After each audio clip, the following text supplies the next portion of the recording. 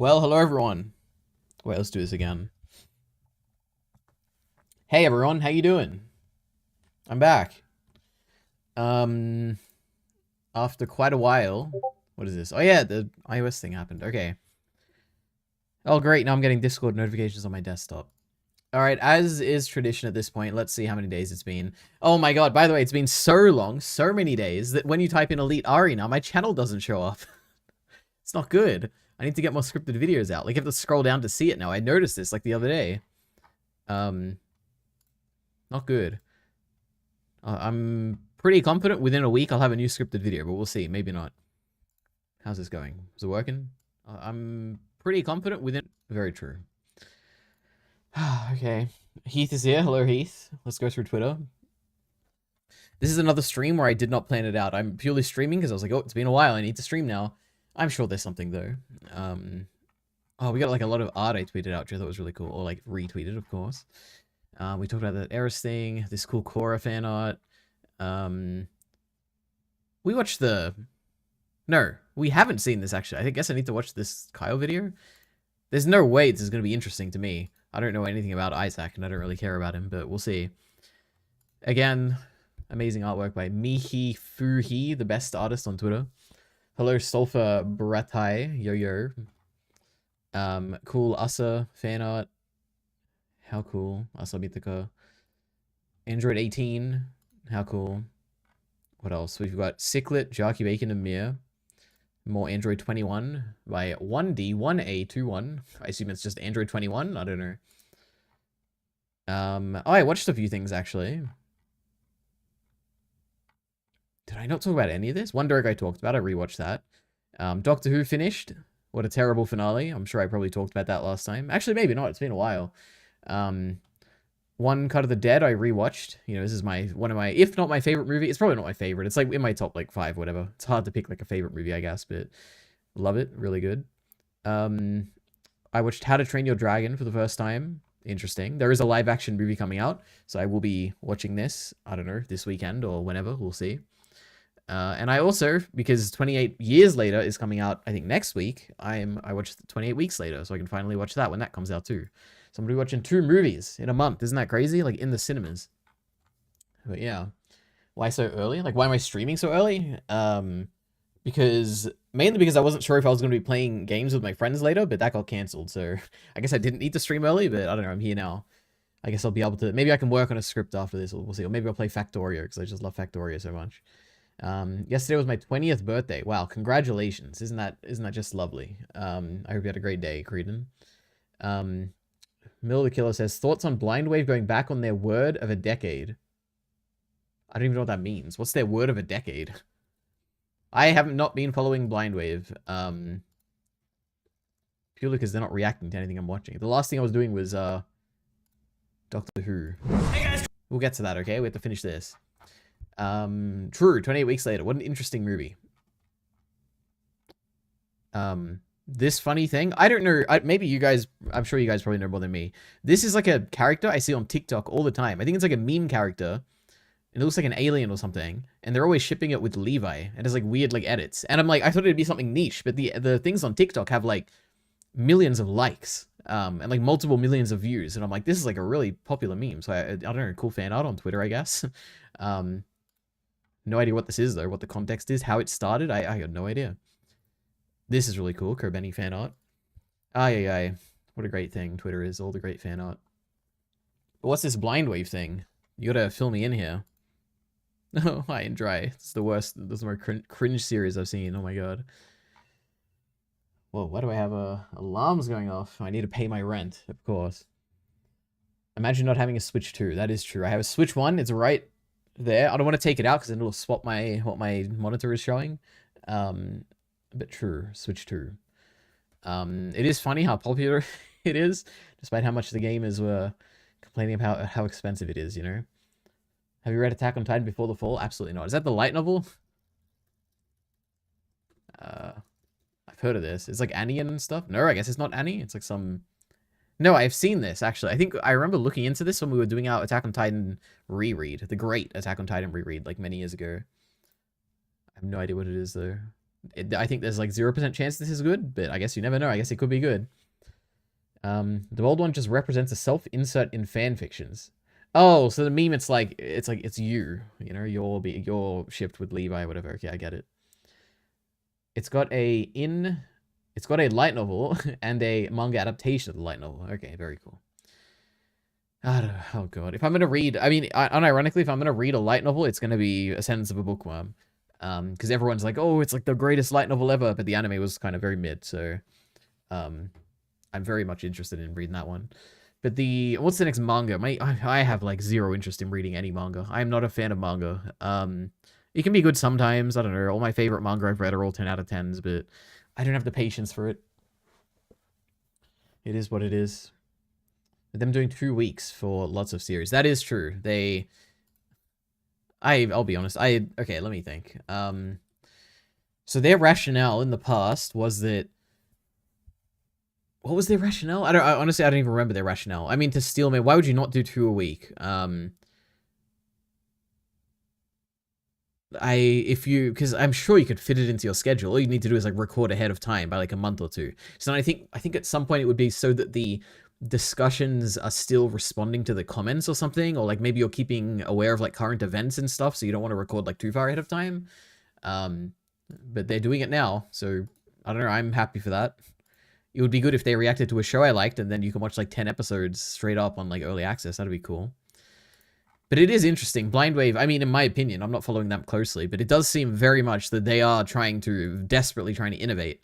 Now, I don't remember what made me think that, but there's like a bunch of stuff that I feel like I've seen that made me think that. One of them is the 2 a week thing. What else was there? There's something on, it's like, oh god, I don't remember. I don't know. Basically, I think they are just, there's like a bunch of stuff I saw, and I'm like, this is all hinting toward like, they're really trying to re-innovate. And I have no idea why. I guess, I assume their numbers are still doing really good. Like, I think they're still getting like millions of, like last time I checked, I think it was like 9 million, I think, right? A month? So 8 million, I guess they're down a bit, but I don't know. Oh my god, look at that. Oh my god, massive drop. It looks fine to me. And then Patreon doesn't show up. I don't know. Do I have an opinion? It's good. I'm glad. If it was a show I liked, then I'd be so happy. But there's no shows they're reacting to at the moment that I like. What I have been watching recently... Oh, also, the autosave channel, I think, came back. We talked about this last stream. Apparently got deleted or something by a hacker. Or it got hacked and then YouTube deleted it for spam or something. I don't know. What a surprise. It came back. Isn't that just lovely? I feel like I was about to say something else, too. Oh, I've been watching Studio Gek. Mainly because I woke up one day and I was like, oh, like, remember that time where Levi fought the Beast Titan? And I, like, typed in reaction, Attack on Titan, Beast Titan, or whatever, and I watched their reaction. I was like, oh, doesn't Attack on Titan have so many great react-worthy moments? So I went and, like, watched a bunch of their, like, reactions. So, yeah. Their website is, like, a gacha game now with daily login bonuses. That's right. I saw that, actually. That's one of the things I was thinking of. It's .com. I didn't see it on the website. I think I saw it on the subreddit. And I think the explanation made somewhat sense. Let's see. Am I going to be able to find it?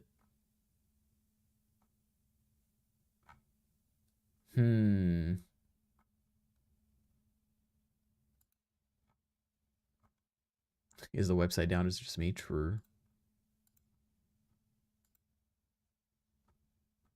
Did I just make this up? Am I crazy?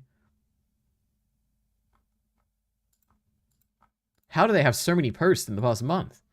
And I don't even see the one I'm talking about.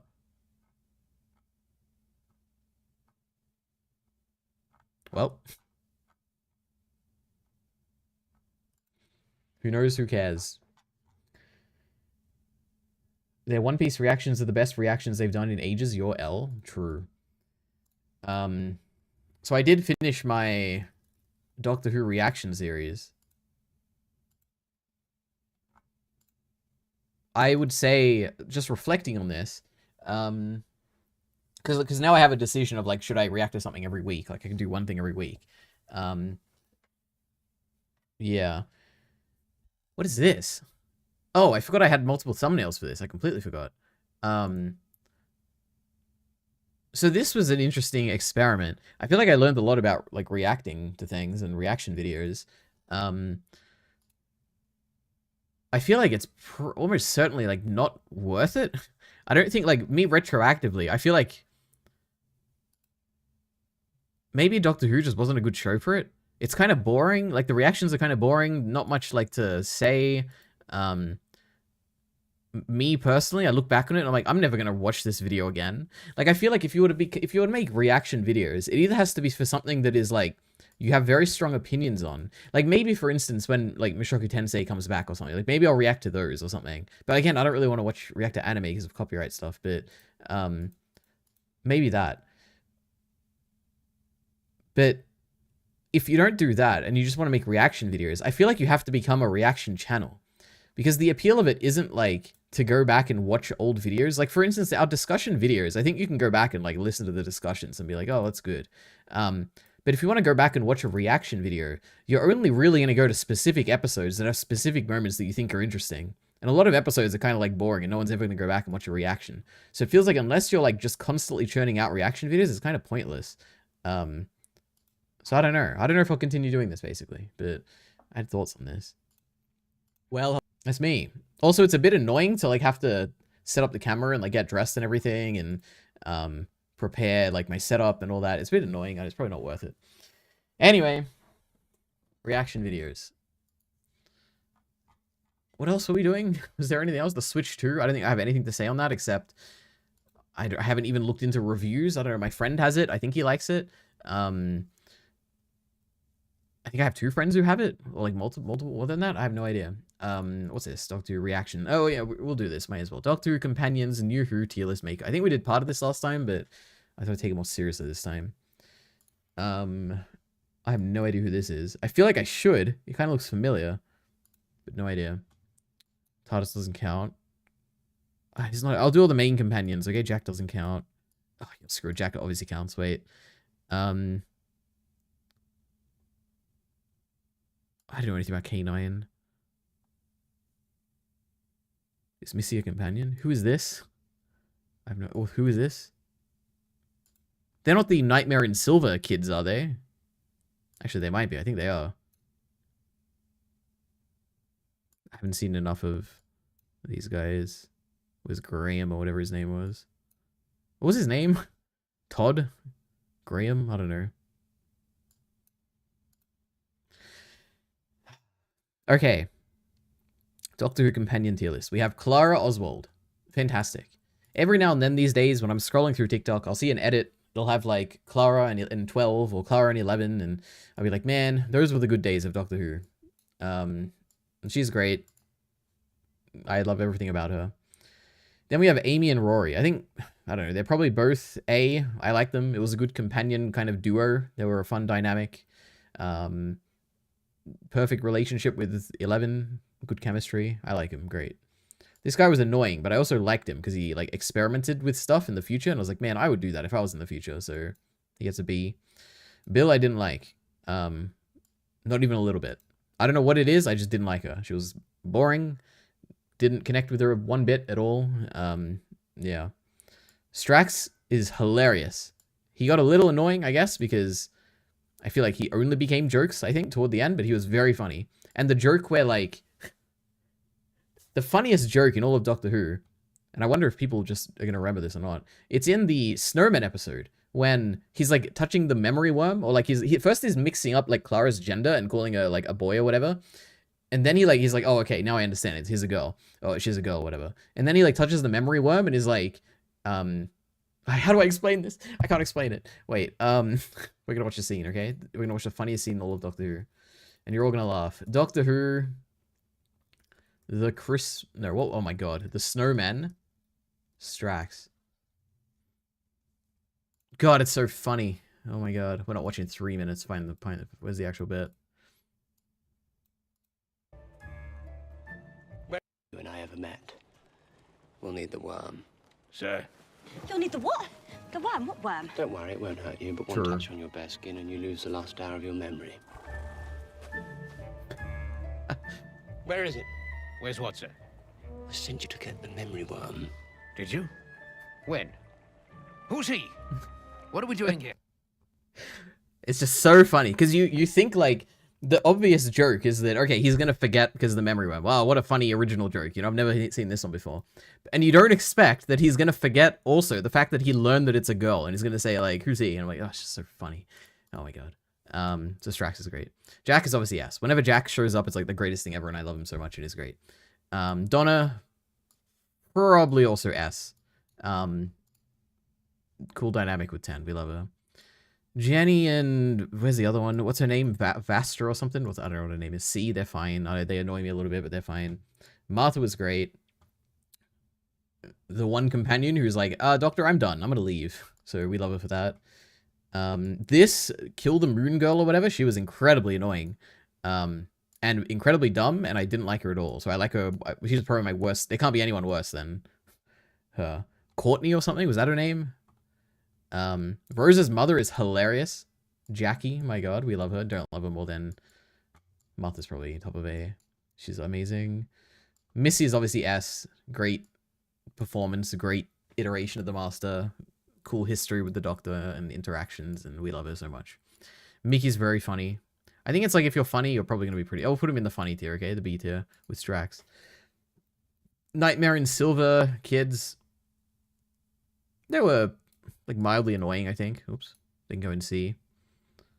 Nardole, I didn't like him initially. He was like very, he was too comedic and too comedic, I think is the issue.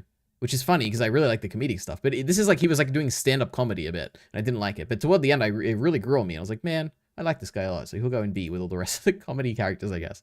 River's obviously yes. What can I say? Is River Song. She's like one of the best characters in Doctor Who. Rose is pretty good. I guess it was the most stereotypical kind of like love story. Oh my god, she fell in love with the Doctor fell in love with her. Wow, how crazy. Obviously, I mean, is he the best? I don't know. He's probably the best. Wilf? Do I even need to explain? I don't know. Every scene he's with the Doctor is like the best thing ever. And when he showed up for one scene in like the specials like last year, it was like the best thing ever. So he's probably the best, followed by Jack, and then we can probably have River, and then Clara, and then Donna and Missy. There we go. All right. Doctor Who. Let's talk about mental health. Yeah, what do you want to talk about mental health? I have nothing to say on it. Keena says, hi, Ari. Hi, Keena. Nice to meet you. Nice to see you. All right. I guess that's that. Do we want to see what happened with iOS 26 or whatever? I'm so excited. Let's see. Right, so today was Apple's big software event for 2025, WWDC, and it was actually a really interesting one. I was kind of wondering how this would go, because in this landscape of AI, everyone's talking about Gemini and GPT everywhere, where it feels like Apple is being left behind. They could kind of go one of two ways. They could either... What is this green screen? Wait, is it? It can't be a green screen, because they have this available. Like, why would they not just shoot there? But it looks so weird. It has to be a green screen, right? That's kind of crazy. I feel like it has... I don't know. I'm torn. It has to be real, though. But it looks so weird.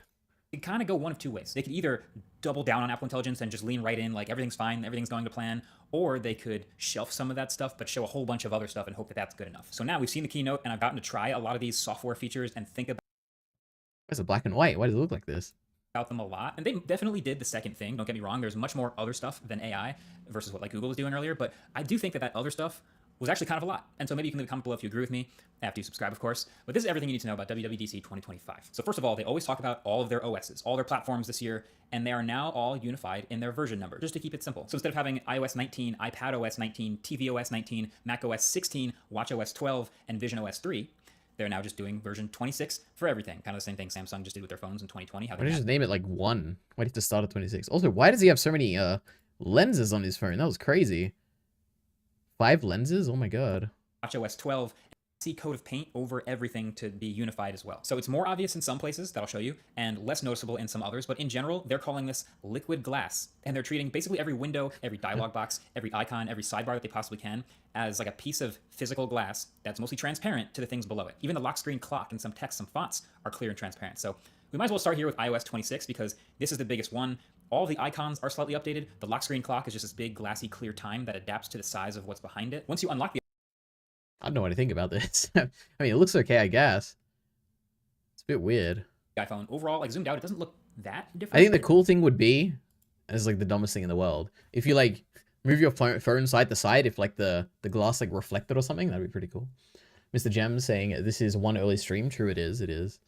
My apologies. That different. It's slightly different, but they also kept showing this clear home screen setup where all of the widgets and icons are all I don't like clear. this. This is a new option. This looks bad. And I don't know about this one. I mean, True. It is new, and you can do that if you want to, or never turn it on if you don't want to, but I just think it's a little much, and readability might be kind of tough. But beyond the liquid glass thing, there are also some new features. Like, they redesigned the camera app, really for the first time in a decade plus. It's now Oh god, it has no options. going to be super simplified to just photo and video buttons and the shutter. And then there's a whole bunch of hidden UI. So you have to swipe to reveal the additional modes, and those still work the way they did before. But then also the frames per second and resolution settings are also super hidden. You have to know to hit that little... I have never once touched the settings through the camera app. I didn't even know you could do that. The only thing I do is turn the flash, or make sure the flash and the live photo are off every time I take a photo, but that's button it. up there in the corner to change to 30 or 60 FPS, which is a really interesting choice there. I mean, especially on an iPhone where you kind of have to assume Apple knows which things people click most of the time. This kind of implies that nobody ever changes a lot of these things. True, Just swipe like up me. to reveal a lot of those settings. Most people will never see that. But hey, you're watching this video, so now you know that the live photos setting toggle is there under that swipe. So good for you. There's also a new FaceTime app with a new landing page. Does anyone like live photos? I wonder, is that like a thing? People are like, oh, I'm so excited. I'm glad I took a live photo. I can go back and watch it. I don't know. For me, it's annoying because I'm like, oh, now before I take a photo, I have to like pause a bit so I don't get like something else in the frame, you know? It is what it is. Bacon is here saying hello. Hi, Bacon. Oh my goodness. Everyone is like showing up today because I streamed early, I guess. I don't know. Maybe I should always stream at this time. Hit up your main contacts. And then also the phone app is updated. Also, it was Bacon's birthday. I don't know when. It was sometime on the weekend. I don't know the exact day, but yeah, happy belated birthday, Bacon. To bring voicemail and missed calls and contacts all into one unified When was it? Let us know, Bacon, okay? place. Kind of like that. And they've also matched or copied, you can say however you want, matched or copied, but they've matched two of my favorite Pixel features from the dialer, from the phone app, which is call screening and hold for me. Those are the Pixel feature names. So now in iOS 26, there's a feature that can automatically screen unknown numbers, and it'll answer the call for you and then transcribe whatever the person says before trying to ring you. Oh no, I don't want it to answer the call. Oh god. I guess I'll turn this off because I guess I get like a lot of random phone numbers that call me and I just never answer. And I assume that like that tells them not to call me, but I guess it hasn't worked. Maybe this call screening thing would be good. Showing you who's calling, which is interesting because the Pixel would let me choose that for every single call manually. But then also the hold assist feature is a no-brainer, just waits on hold for you while you do other things, and when it's time to come back, it rings you again. Both super useful. And there's also a couple iMessage features, like you can do native polls inside of iMessage now. Typing indicators in group chats will show you which person is typing, which is sweet. And you can add pictures as backgrounds for each of your iMessage chats. None of this is groundbreaking or unheard of, but it is nice that they're finally adding it. And then I would say the most AI-focused thing here is Translate. And I feel like there's like a storm of like a video idea brewing where I might have to make an entire essay about how this is the year of live translation. It's just happening all at once now. But yeah, in short, Apple added live translation to FaceTime. Ooh, that's actually kind of interesting. How would you do it? Okay, what I'm assuming... Okay, wait, maybe I'm getting a bit too far ahead of myself. I'm assuming it's literally going to be translating. Like, it's going to change your mouth. It's going to change the audio so that it's literally saying what you're saying, but in another language. Which is entirely possible. You have the technologies there to do that today. The issue is, though, languages are like, when you... we'll see, maybe it's just like a text thing. Because languages are like, the order you say things is like completely different. Like in Japanese, to say like, oh, I want the pen, you'd say like, oh god, how do you even say it? Or say like, this is a pen. You say like, kore wa pen desu or something, right? Oh, no, I need like, what's like an example? I don't know, you all know what I mean, okay? Sometimes languages, when you say something, the beginning of the sentence and the end of the sentence is like swapped in the language, okay? So how would you like translate that automatically if you don't know where the sentence is going at the beginning of it? Like this dub out the language or whatever. So I'm so interested. What's this gonna be? To messages and the phone app, and it works basically as you'd expect with the on-device AI models. Oh no, it's literally just text. Okay, is that what? Okay, I thought it was gonna like do the voice thing. Okay, damn it. You turn it on during a phone call, you can hear a person speak in their own language, and then it gets translated and read in your language. And then oh my god, I thought it was gonna be way cooler than this. Okay. When I speak back, it gets translated again and read back in another voice to that person. It's a little laggy, but it gets the job done. There's also a little bit more stuff in Maps and in Apple Music and a new Games app. I plan on breaking all of this down in a dedicated Best New Features of iOS video. Definitely get subscribed if you want to see that. Right. Okay, there was one thing I liked about live photos. When I was making the Japan video, I needed a lot of short video shots, and having live photos came in handy. I guess that makes sense, true. My birthday was 5th of June, but I celebrated on the weekend. Okay, very cool. Well, happy late birthday, says Mr. Gems. All right. Right when it comes out. I always do this when the public beta rolls around, so that's coming soon. But I'm curious, actually. Let's do a poll.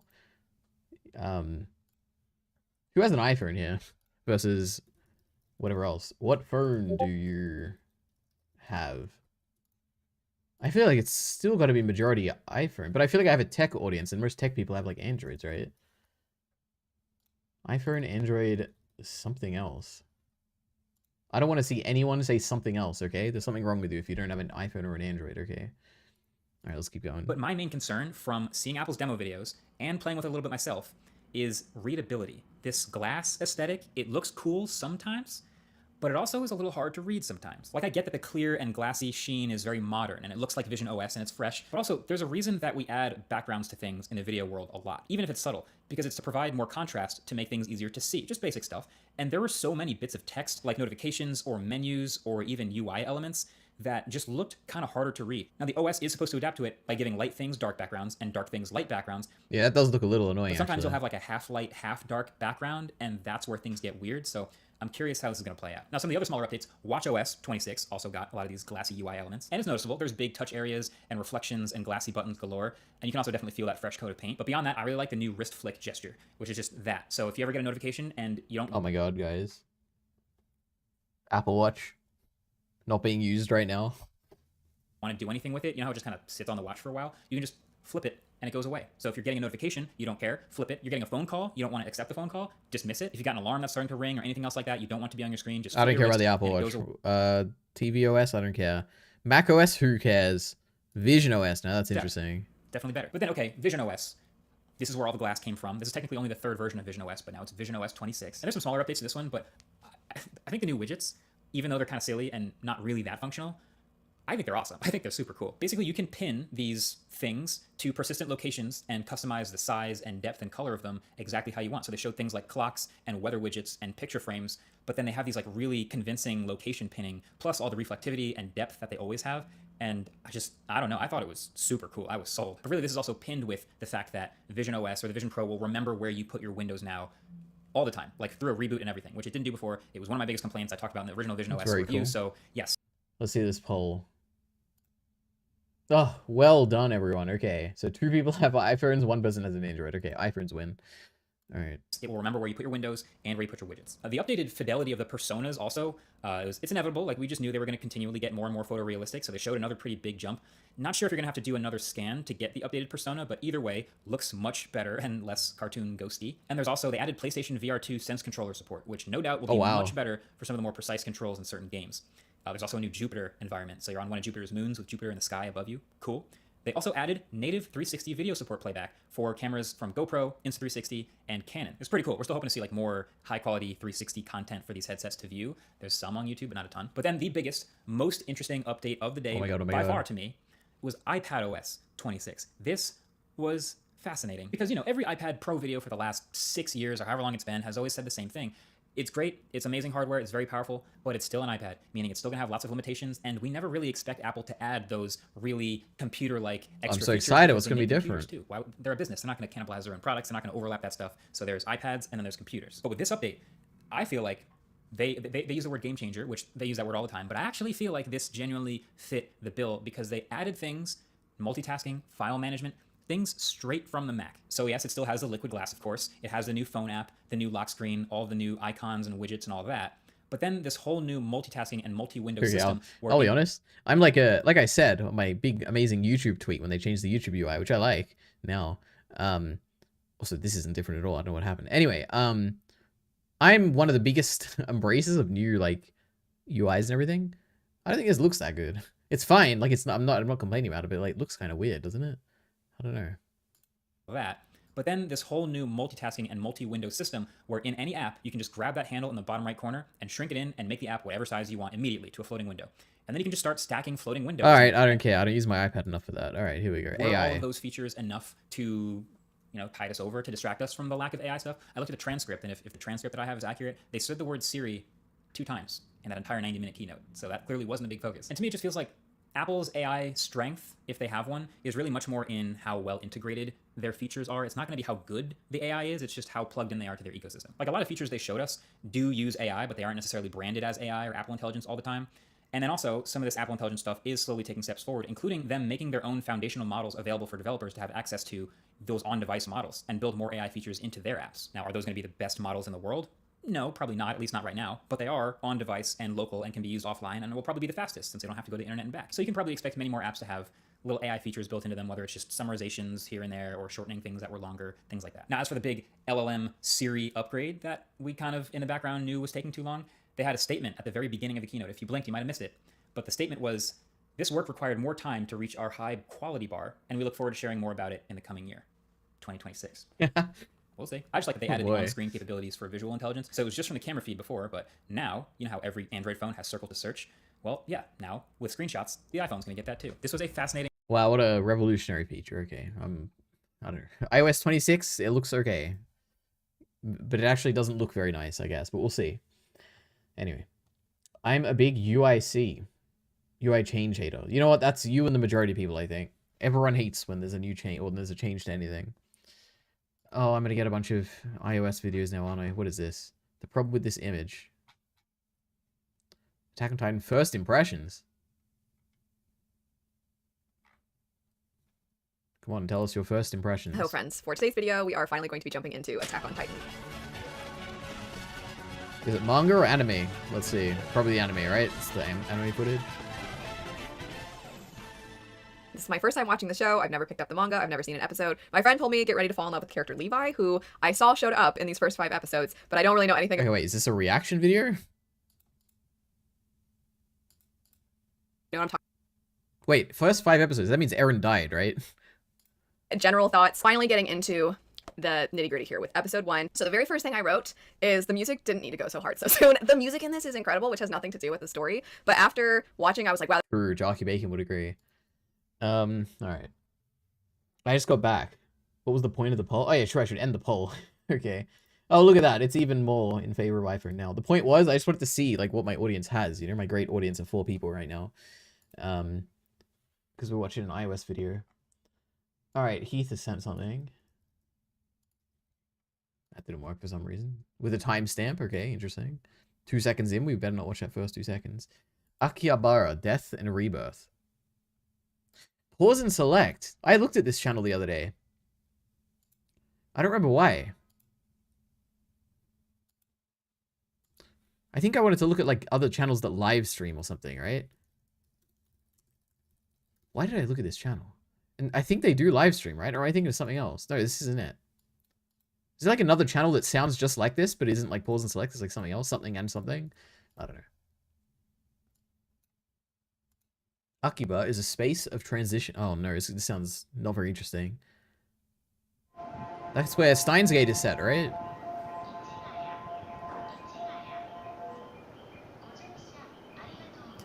I took a trip down to Akihabara because I thought I probably should one day. But there's something kind of weird about it because it just felt a little off. Okay, this is definitely the channel I was thinking of because I think he was in the live stream that I saw. To be clear, Akiba is a relatively small place. It only covers a few blocks, realistically speaking, and while there are small Wait, they killing Akihabara? I assume the culture's changing or something? I don't know. streets, they crisscross into larger ones, so it's hardly maze-like. But I also went down to Akiba to do something else. See, friends of the channel, the Weeb Crew, interviewed Patrick Galbraith, author of the Moe Manifesto, and Otaku, the struggle for imagination in Japan. And one of the things they spoke about was Akiba, and its changes over the years. And I actually remember when I went to Japan, I remember like seeing how they were implementing like a lot more like English around Tokyo, and you know, there's a big push to like remove like all pornography and stuff from like konbinis. So I thought, well, let's go. And I'll see it for myself.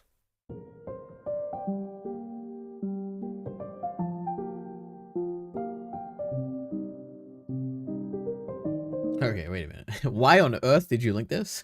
I mean, I guess it's interesting, but wait. Part 1, 2 factors. Part 2, general goods. Part 3, interlude credits. Is this worth watching, Heath? I don't know. Yeah, there's been a recent culture change there. Well, times change, and so must I, as the doctor would say. Oh, is this like a channel that disappeared for a long time? Is that what's happening here? Oh, it is. 1 year ago. Okay, I think I get it. Okay, that makes more sense. So sad I'll never be able to see the old Radio Kaiken building. Is that where Steins Gate was hit or something? Pause and Select's a really good channel.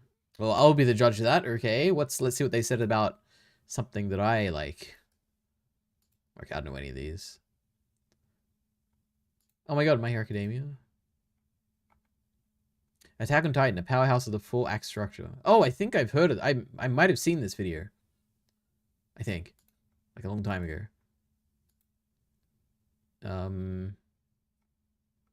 Have I seen any other video? I don't think so. Oh wow, they really don't have many videos.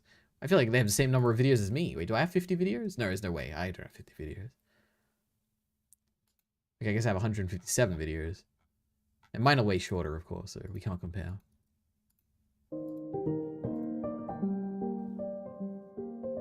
These are figurines I bought in Akihabara over the course of some years. Most of them are from about 2000, I'd say 6 or 7-ish. Some are a little bit more recent, like this Nanachi from Made in Abyss is one that I had to look really hard for. I actually found it in Akihabara. It took a while. This is Patrick Galbraith. My name is Patrick William Galbraith. I'm an anthropologist. I'm also a teacher here at Senshu University in Tokyo. I've been doing field work in Akihabara since 2004. So this is my year 20 of field work in Akihabara. And so I've seen a lot of the changes going on in the neighborhood from, the electric town to the otaku town to kind of where it is now, which we'll talk about later. But yeah, so I've been living in Tokyo as long as I've been doing field work here, and I've been coming to Akihabara pretty much every day for some sort of observation since 2004. I think that it's got that face. You come out of the station, you see a lot of images of cartoon characters. The density is still, really overwhelming compared to other parts of town. So I think it still has like the closest station image of being like an otaku anime town. But then once you get a little bit deeper, it's kind of changing a little bit. So I would say that, in the last, since maybe 2008, 9-ish, there's been slow changes going on, and it sort of came to a head during COVID and in the sort of post-COVID moment that have really changed things in the neighborhood. So I would say that it's a Sorry, I don't think I'm gonna have anything to say about this, but interesting. It's changed. I went to Akihabara in 2017, I think it was. It was kind of cool. I don't remember much from it.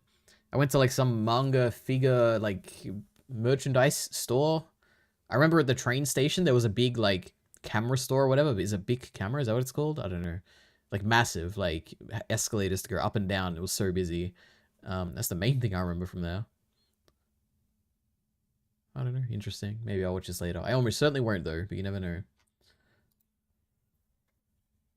I saw that you guys did a Lane discussion on Kyle's channel. I got to get around to listening to that. That is true.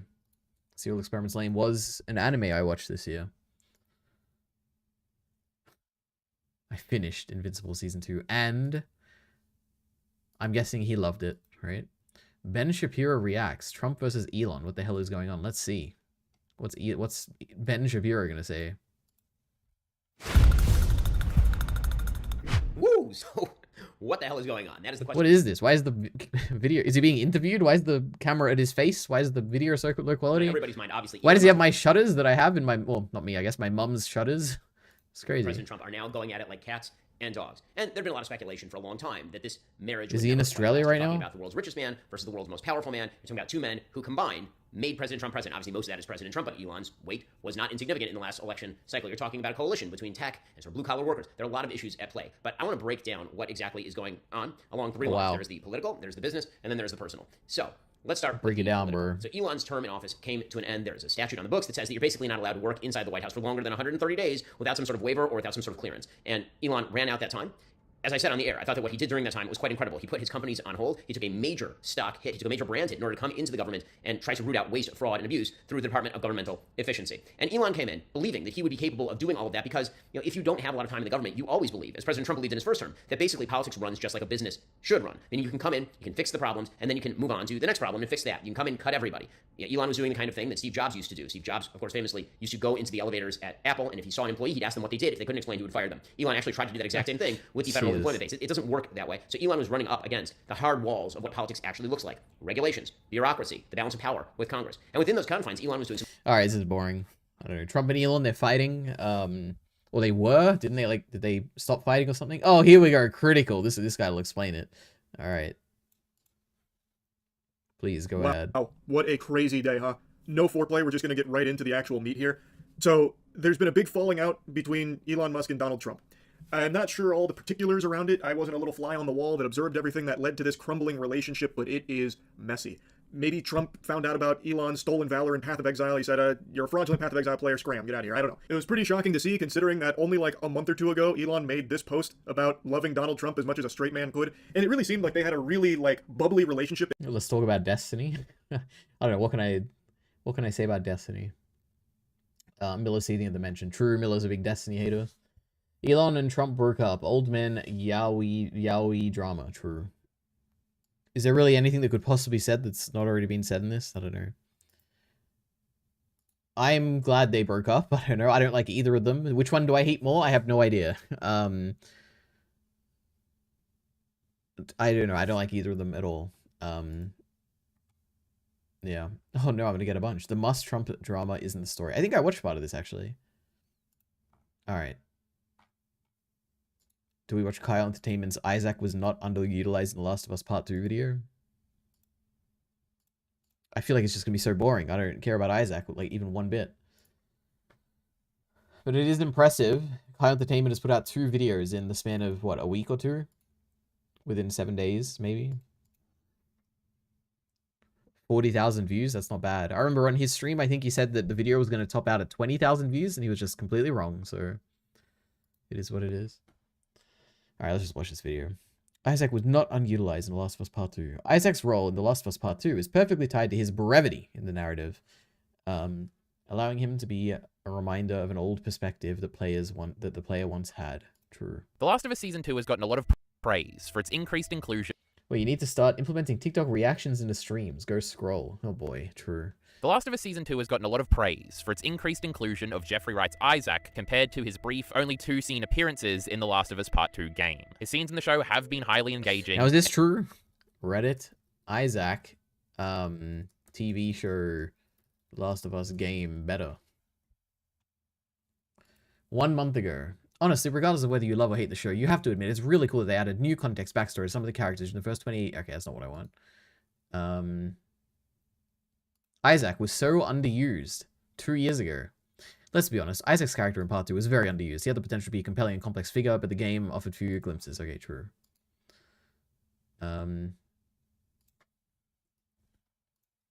Isaac.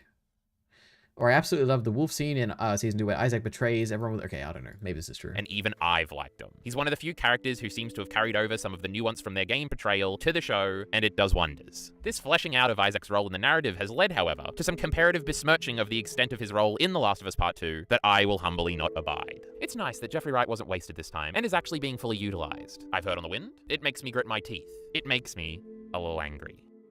Isaac's brevity in The Last of Us Part 2 is core to his effectiveness in the game, being both a character and a narrative device to reflect the wider themes of the game pertaining to perspective. He's also a clever bit of misdirection the game uses to highlight fault in the player's mindset and in turn Ellie's mindset, leading into the Abby perspective shift. This reaching backwards critique shows a misunderstanding, I think, of what makes Isaac work in the game. With Isaac in the game, less is more. And just because more has worked in the context of the show doesn't mean that that's how it should have been in the game, or that it would have been beneficial in the game. It's not as simple as more of a good thing, because that more would have undone core things that make the game as great as it is. Let me explain. The Abby story in The Last of Us Part 2 is a fascinating one. Not only because of the fact that the decision was made to have you play as her at all, but because the content of her story is not at all what you expect when you start. When the perspective shifts after the initial inciting incident flashback, and you are hit with Seattle Day 1, and the realization sets in that this is not going to be a brief encounter with Abby, you expect her story to be deeply entwined with Ellie's. You expect to see all the same events of the Ellie story just from Abby's perspective. But that's not what you get at all. Abby was not reacting to Ellie's carnage, chasing quickly behind her over the 3 days. She has no idea about any of it, until the very end. Abby was off on her own, almost wholly separate journey during Seattle Day 1, 2, and 3. The Abby story has basically nothing to do with Ellie. She doesn't even know Ellie's name until Tommy calls out for Ellie not to drop her weapon when he's at her feet. This is one of the key slow realizations that blow your mind on a first playthrough, as you slowly progress through the days. It recontextualizes your perception of this Abby versus Ellie conflict, and how one-sided the hatred really is. While you are submerged in Ellie's perspective, you single-mindedly obsess, like she has, with Abby and wanting to get vengeance for what she has done. You interpret everything around you to be about you, falsely. This whole group must be with Abby, and they must all have been in on the attack on Jackson and the murder of Joel. That's why it's okay to mow them all down. And then when you zoom out with Abby, you find out just how narrow-minded you've been, as the world and the story opens up. There's a shattering of this perspective through recontextualization immediately when you wake up as Abby on Seattle Day 1. When you realize how refined Wolf society is, how similar it is to Jackson, how big this group is, how armed they are, how normal they are. Seeing where Abby and Manny sleep and them interacting with people forces a more nuanced look at them. Our first scene with Isaac helps recontextualize and shatter our assumptions further. You can learn about Isaac during Ellie's story through notes and posters you find stricken about. You can learn about how he and the wolves took over Seattle and hear about some of his more brutal practices. When you meet him here, you expect to be meeting the big bad of the game, Abby's boss, the person you assume must have put the hit out on Joel and must have ties to the Fireflies, leading to a want for vengeance against Joel for those he's killed and for what he stole from humanity. You expect him to tie more directly into Ellie's story, somehow, some way, anyway, but that's not what happens. Our first look at Isaac is him over the top of a naked Seraphite tied to a chair, torturing him. From this action and his demeanor, there's an immediate presence to Isaac that's felt by the way Abby and Manny interact with him. There's a dynamism there too. He's not one note evil or one note ruthless. There's a personableness to him as he talks and in the way he delivers his lines. There's an odd humor to him. He seems to be doing these terrible things out of a relentless practicality rather than a cruelty. And there's clearly a particularly close relationship between Abby and Isaac too, with how their interpersonal dynamic comes off. It feels very father-daughter. There's an important line here, however, where the recontextualization goes a little further. When Isaac brings up the Salt Lake crew and differentiates himself from them, it is then that you are able to infer that Isaac really had nothing to do with Joel's murder, and that these Joel-killing wolves you've been mowing down so far throughout the game have likely never even heard of Joel, nor do they care or hold any personal grudge against him, Ellie, or the people of Jackson. It was just Abby and her core group of friends who were stationed at the Salt Lake City Hospital. Isaac is not a Firefly. The wolves have nothing to do with the Fireflies. These are completely different groups that the kids of the Fireflies largely joined when Joel gave them nowhere else to go. You'd assume Isaac would be seminal to this story, but he's not. This full picture is a whole lot more complicated than that, and a lot of Ellie's, and by proxy your assumptions, were wrong. And you couldn't see it because, like Ellie, you were single-mindedly obsessed and couldn't see outside of yourself, or worse, probably didn't care. The introductory scene with Isaac is among the first indications that the Abby story, while itself being a twist, also is full of misdirection. It's not going to be what you were expecting. When we encounter Isaac again at the very end of Abby's story, it serves as a reminder of how far we've drifted from what we assumed her story to be about. By the time Seattle Day 3 is coming to a close and you have already saved Yara and Lev, and staved off ritual execution, journeyed all over Seattle with Lev, fought the Rat King, helped amputate Yara's arm, and chased Lev back to Scar Island, a lot has happened. And the divergence from what we expected, reacting to Ellie's action, isn't even felt anymore. Ellie and Joel and Isaac are all far out of sight and out of mind. The Abby story has been completely different to what you expected, so when Yara is gunned down by a wolf during their escape, and Abby is forced to put herself between a wolf and Lev to protect him, and Isaac reappears on the front line, it's a stark moment of realization. Oh yeah, this guy, you think to yourself, before you are taken in by his presence again. It's a moment of registration, where you are forced to confront how much we've deviated from the expected path. This scene is one of the best in the game, Isaac's performance is incredible, and Abby's line delivery on "I'm not fucking moving" is tremendous. It would be her best line in the game if the "You are my people" line wasn't merely seconds away. This scene, however, ends when Yara unexpectedly shoots Isaac, killing him from behind before she's riddled with bullets, finishing her off, having saved Abby and Lev in the process. This unceremonious death for Isaac after only 2 scenes, when we anticipated so much more, reinforces that this and what we expected were not important to Abby's story like we assumed they must be. What was important was something we and Ellie couldn't have even imagined because we didn't know anything. Isaac's 2 scenes, and only 2 scenes in the game, therefore bookend Abby's story, and he is used as a narrative device to reflect the player and Ellie's ignorance and bad assumptions about the reality of this wider story. A lack of perspective leads to ignorance. Killing Isaac off serves as a moment of reflection, for a second reminding you of your previous assumptions that you had at the beginning of Abby's story, and just how much your perspective has changed, and how single-minded you once were. It's a terrific little narrative device, only possible due to Isaac's brevity. He's part of a bigger whole. Isaac was not underutilized in The Last of Us Part 2. Thank you to our members and patrons. That'd be Jockey Bacon, oh wow, Cruel Beauty, where am I? Mr. Gems, and Aliori. Yay! All right. What a great transformative reaction I just gave. I don't have a single thing to say about this. Yeah, sure. You know what? I probably agree, but also I don't remember the game enough to say anything. I don't know if I can agree with all of his, because this video kind of almost entirely, like I think maybe the last video as well, almost entirely relies on your playthrough and your experience in your playthrough, where it's like you were expecting, the expectation was that Abby's story is going to be following like Ellie, right? And you're expecting Isaac to be involved or whatever. But all of that is like, depends on if you did think that when you were going through. And I don't know if people thought that. I don't even remember what I thought when I was going through, so I can't really like relate to this. Also, I never played the game, you know, I just watched the footage, so yeah. So this could go either way. People could either like watch this video and be like, oh, I didn't think that at all. I know what you're talking about, bro. Or they could be like, yeah, that's exactly what I thought. So I don't know. 21 comments is not bad though. Used to think we needed more Isaac, but nah. Well, the scenes from the show are great. The more the show, the less intimidating he becomes. True. Now, is there anyone who's going to actually talk about the video? I've been loving these videos defending the game counterparts. Okay. If you we have a suggestion here. If you do another, I'd love to see one of Jesse. Oh my god. I liked Abby. By the end of the game, she grew on me, and I cared about her and Lev. Not to mention, they did her justice with the 80s skin. Her 80s skin. What does that mean? Alright, well, I don't know a single thing about The Last of Us, alright? Where was my shout out? Are you a member or a patron? I have no idea. Rip. The Last of Us looks interesting. I've never really thought about it or seen anything about it before. It is interesting. I really like The Last of Us Part 2, believe it or not, despite how much I don't remember it. I think it's really good. Okay. Now, what else do we do, guys? This is where you guys need to carry the stream and give me stuff to do, okay? We watched all the videos from last time. Any interesting videos here? The anime that betrayed its audience. We could watch a bunch of Wonder Egg videos. I haven't seen those yet. Political meta update. What does that mean? Why did I add this here? Why have I got an MKBHD video? This is why Billy Piper's back in Doctor Who. Explain. You know what? Why not? Doctor Who spoilers guy. Oh, this! I need to watch this, actually. I don't know what this is. Some Doctor Who thing. Alright, we're gonna watch a trailer. Some Doctor Who related thing. The tides have drawn us together. We could make a difference, you and I. End the conflict Is that between Unit? our species before it's too late. It's like a Torchwood spin-off thing? Like, but Unit? I don't know why you chose me for any of this. You have to stop! Will you trust me, Barclay?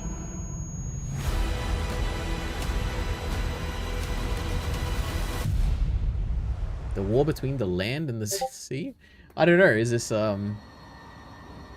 like, I definitely will be watching this. Oh, wait, is it one episode? Or is it like a... I assume it's a special? Or is it a series? I don't think I see anything. Wait. The war between land and the sea. Miniseries. I really... Believe it or not, I really like Torchwood. It was really fun to have like a spin-off show set in the Doctor Who universe. But I think it was probably carried by Jack, like Captain Jack. So I don't know what the appeal of this will be if there's no like... I guess maybe Kate will carry it? I have no idea. Science fiction television miniseries created by Russell T Davies. Part of the Whoniverse franchise. Interesting. The series is set to feature Unit as they attempt to prevent a global war caused by the return of the Sea Devils. Oh, there's an episode about that, right? I haven't seen this episode. Maybe I should watch this episode before. Russell Tovey? Is this like a famous... Wait, that's not Alonzo, is it? Who is this? Oh, it is Alonzo. Is he playing Alonzo? Or is he playing someone else? Gugu Mbatha Raw. That's from Black Mirror and Loki, right? Yeah. Okay. Getting big actors in this. No idea who this is. Gemma. Who are you, Gemma? Oh, wait. This is Kate, isn't it? Yeah, Kate. And then someone who doesn't even have a Wikipedia page. Crazy. You must take action. Okay. 5 episodes. Some of them written by... Who's Pete? This is a name that seems familiar. Game of Thrones? No. I guess Doctor Who?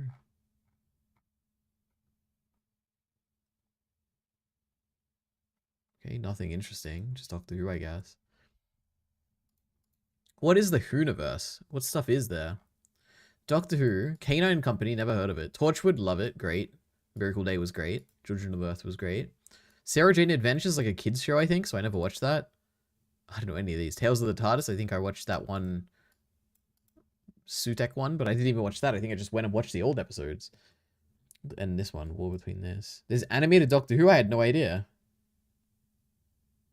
Never heard of any of these. Tardisodes? Interesting name. Tortured Web of Lies. Man, what a franchise. Okay. Do you know anything about Pokemon? I mean, I know the basics, like Charmander. That's like one of the 3 starting ones, right? I don't really like Pokemon, so I don't have any opinions on it. What's the status of the website recommendation wheel thing? Oh boy, you know what? I just need to do it. I've forgotten about it, basically. Is this not working? Oh my god. Oh my goodness. I guess I need to fix this.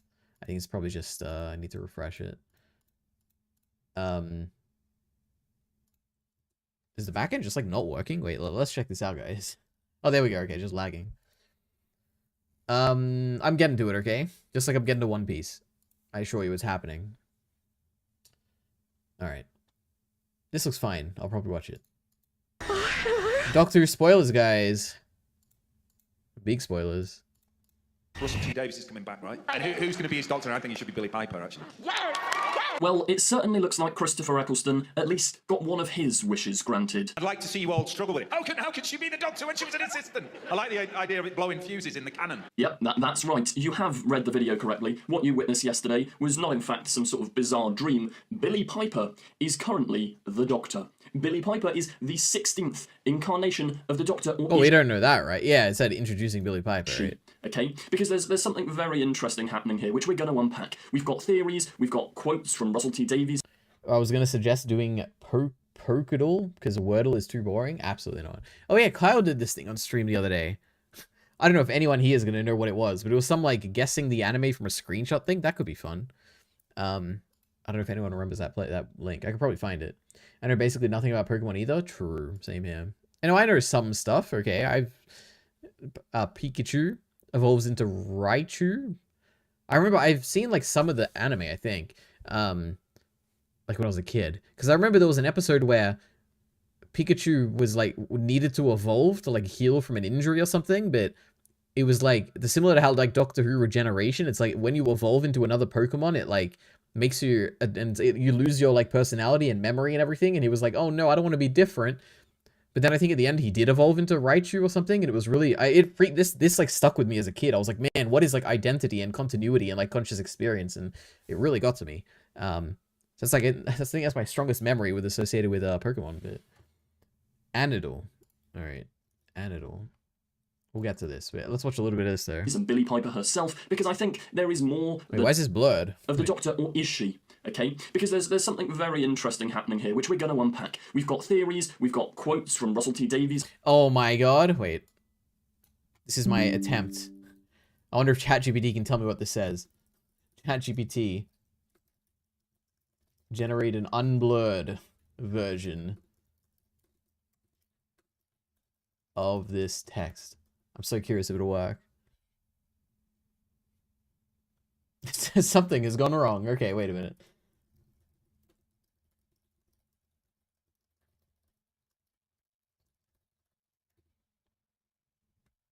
Because I'm pretty sure ChatGPT can do this now. It's like kind of scary, but I guess we'll see. And Billy Piper herself, because I think there is more than initially meets the eye to this scenario. At the end of the reality war, Ncuti Gatwa's 15th Doctor sacrifices himself to save baby Poppy. In doing so, he fires some sort of Super Saiyan powers into the TARDIS, everything goes mad, he starts to regenerate while looking up at Joy the Star, yeah, Doctor Who's a weird show, and then he transforms into Billy Piper, who looks directly down the barrel of the camera and says, oh, hello. And then we cut to credits, but what do we notice in the credits? Every time there's a new Doctor, the first credit on screen is and introducing X actor as the Doctor. Except Billy Piper didn't get that. What she got was and introducing Billy Piper. Now, I don't think this is a coincidence, okay? Nowhere official has she actually been stated as playing the 16th Doctor. And as I say, we'll read them in a little bit, but there's a comment from herself and from Russell T Davies, which implies she might not actually be the 16th Doctor, and that there's... Also, it looks like ChatGPT is down at the moment or something? I don't even know.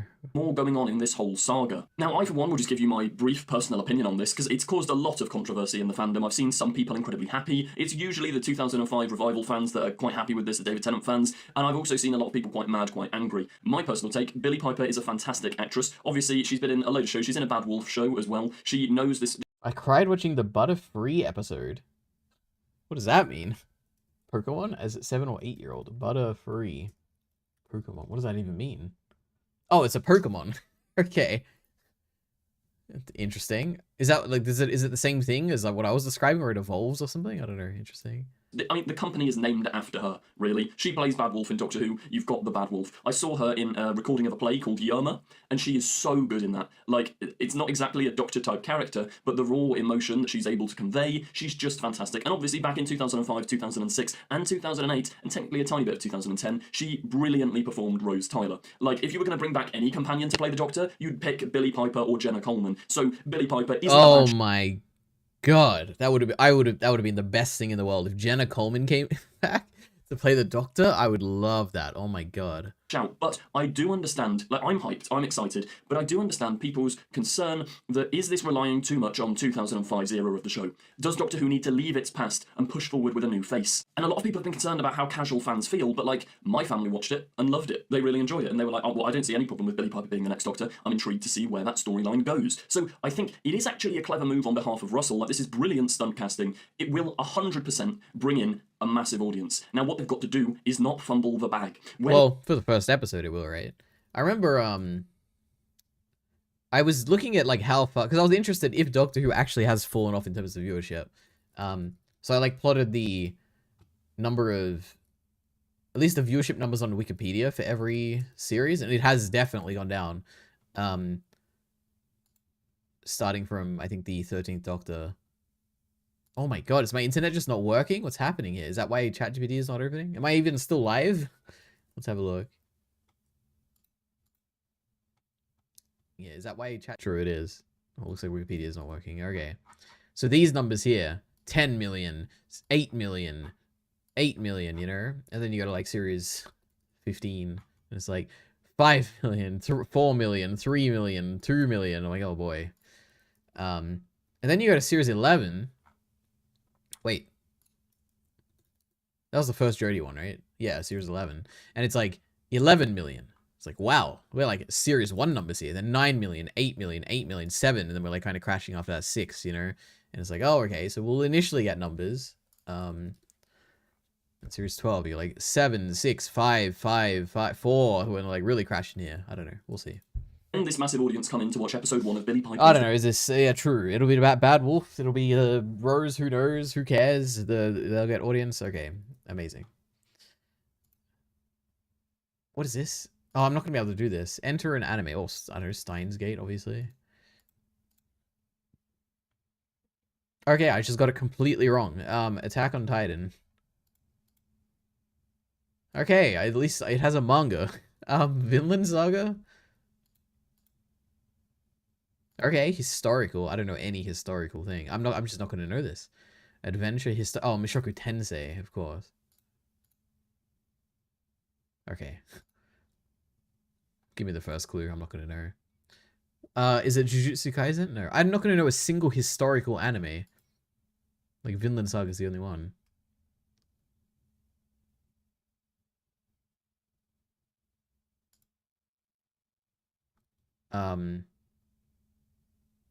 I guess JoJo's? Is that historical? It takes place in the past. It is historical. That's kind of crazy. Adventure supernatural historical manga. Mushishi, gotta be. I mean, maybe we'll skip to the next clue. I haven't seen Mushishi. Fundamental life form transcend good and evil. They take forms and protagonist explores the existence. That does sound like Mushishi. It probably is. Well done. Okay. Creedon knows their stuff. Alright. Guess the characters.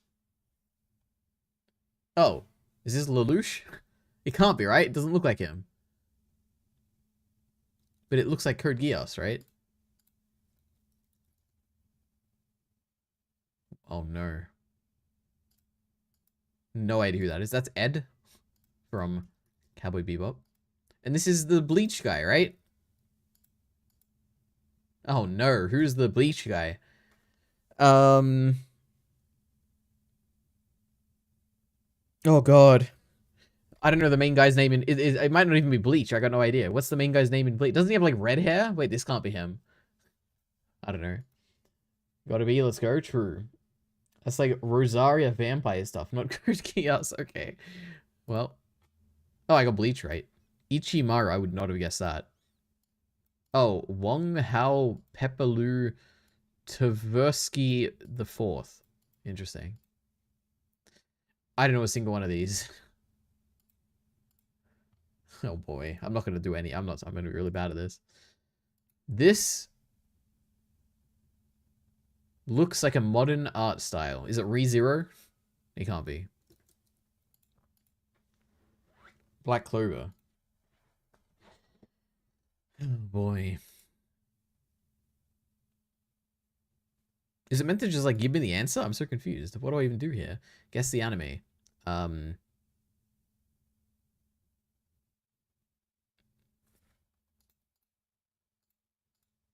Oh, I feel like I recognize. Is this Blue Lock? Blue Lock? Okay, no, it's given. Okay, of course, naturally. What is this? What? Okay. It's got to be this one. Kabinari of the Iron Fortress, right? Black Clover FS. Interesting. Okay, we got 0, guys. Well done. Well, this was a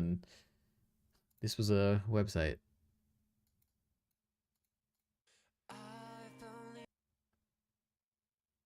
Your name.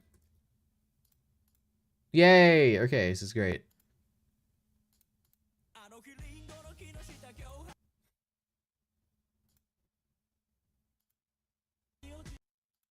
Why is it blurred? What is this? Alright, I don't know anything about anime. We're done with that website. When will AI automate all mental work and how fast? Why don't we watch that? Hey, they used my thumbnail. Is a lukewarm defense of One Direct priority? Is it actually good? 38 minutes, okay. What the heck happened to One Direct priority? When are we gonna watch this One Direct priority stuff? When's Kyle coming so we can watch this stuff? Who knows? Not to brag, but I got 44,000 points. So, you know what? Heath, you probably are the person who's seen the most anime out of anyone who would watch these streams, I'm guessing. Gustav is here. Hello. Nice to see you. Call of the Night. Man, I don't know anything about anime. But I do know a lot about AI, okay? But I don't know much about modern AI, at least in terms of like LLMs or whatever, what people would call AI. So let's see. How long do we have until AI would be able... Huh? Okay. I was waiting for my nice British voiced Kurzgesagt channel, but this is just not that channel. This is another channel entirely. Okay, that really surprised me. Oh. Able to take over the world. AI technology is hurtling forward. We've previously argued that a day will come when AI becomes powerful enough to Wait, this is a British voice. Over from humanity if it wanted to. The mic quality is not it. And by then, we'd better be sure that it doesn't want to. So, if this is true, how much time do we have? And how can we help? AI takeover is hard to predict because, well, it's never happened before. But we can compare AI takeover to other major global shifts in the past. The rise of human intelligence is one such shift. We've previously talked about work by researcher Ajay Kotra, which tries to forecast AI by considering various analogies to biology. To estimate how much computation might be needed to make human-level AI, it might be useful to first estimate how much computation went into making your own brain. Another good example of a major global shift might be the Industrial Revolution. Steam power changed the world by automating much of physical labor, and AI might change the world by automating cognitive labor. So we can borrow models of automation from economics to help forecast the future of AI.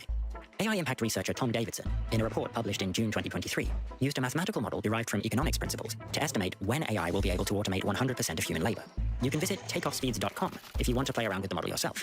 Let's dive into the questions this model is meant to answer, how the model works, and what this all means for the future of AI. Davidson's model is meant to predict two related ideas, AI timelines and AI takeoff speed. AI timelines have to do with exactly when AI will reach certain milestones. In this model's case, automating a specific percentage of labor. A short timeline would be if such AI arrives soon, while a long timeline would be the opposite. AI takeoff is the process where AI systems go from being much less capable than humans to much more capable. AI takeoff speed is how long that transition takes. It might be fast, taking weeks or months. It might be slow, requiring decades. Or it might be moderate, taking place over a few years. At least in principle, almost any combination of timelines and takeoff speeds could occur. If AI researchers got stuck for the next half century, but then suddenly built a superintelligence all at once on April 11th, 2075, that would be a fast takeoff and a long timeline. One way to measure takeoff speeds is by looking at the time it takes us to go from building a weaker AI, somewhat below human capabilities, to building a stronger AI that's more capable than humans. Davidson defines the weaker AI as systems that can automate 20% of the labor humans do today, and the stronger AI as systems that can automate 100% of that labor. I wonder how you're going to estimate it. Let's call these points 20% AI and 100% AI.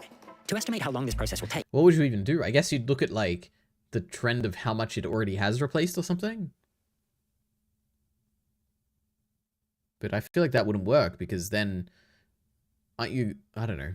Let's just watch. Davidson approaches the problem in two parts. First, he estimates how much more resources we'll need to train 100% AI than 20% AI. And second, he estimates how quickly these resources will grow during this time. In his model, the resources can take two forms. One is additional computer power and time, or compute for short, that can be used for training AI systems. The other is better AI algorithms. If you use a better algorithm, you get better performance for the same compute. So this model assumes that algorithmic improvement reduces the amount of compute needed to develop a given AI system. To go from 20% automation to 100%, Davidson estimates we might need to increase our compute and/or improve the efficiency of our algorithms by about 10,000 times.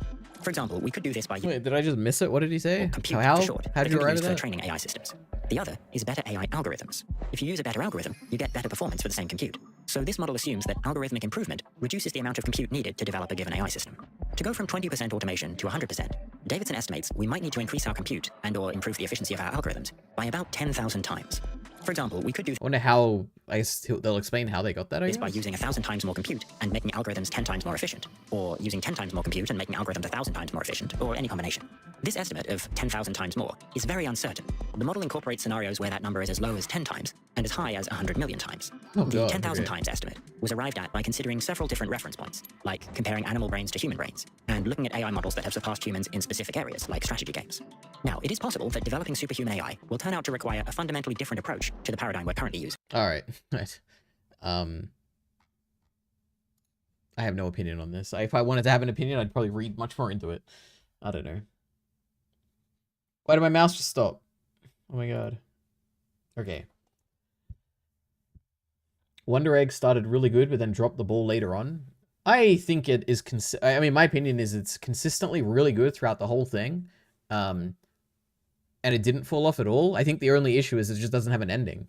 Like, unless there's a season 2. Like, season 2 could make it, like, a perfect show, like, in the end. But the fact that there is no season 2 and there probably won't be one is like, oh, damn. It's like it just ended suddenly. And I'm like, oh, I really like what I got, but we're not going to get any more. Demand tells how fast AI improves. Logistics forecast is a good example. Demand tells how fast AI improves? I mean, it depends, I guess. Like, I mean, inherently, the more demand you have for something like AI, the more people are going to be working on it, because more companies are going to want to like work with it. And then inherently, when you have more people working on it, you're more likely to produce advancements or whatever. So I guess that's true, but that's not because of like, it's not because demand is like causing it to get better. It's like as a byproduct of demand is like more people are working on it. It's all that really matters is like the number of people working on it that really matters, right? Which is like independent of demand, really. But logistics forecast is a good example. I don't even know what that means. Logistics forecast.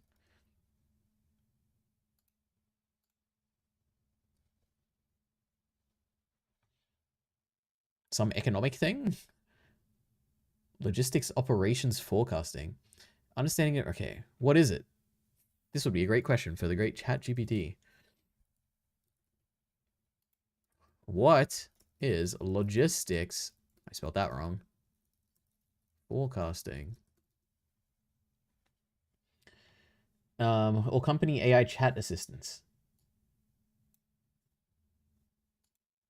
I don't even know what you're saying here, but true. I like company AI chat assistants.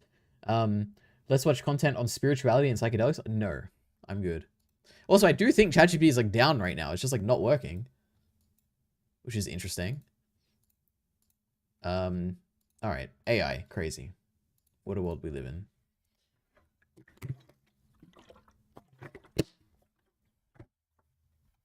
All right, anything else? Do we watch one Wonder Egg video and then end? It's probably better to watch a negative one, right? Because I'll probably have stuff to say. Wonder Egg priority spoilers, guys. Let's say thank you to ChatGPT after every answer. I always do. I'm very polite like that. Basically, anticipate the need for materials to be available for sending. Okay, that makes sense, yeah. Like, you would be like to anticipate things like COVID, for instance, and be like, oh, we need to be like ready. We need to forecast how much we're going to need of stuff. I think that's what you're saying. I don't know.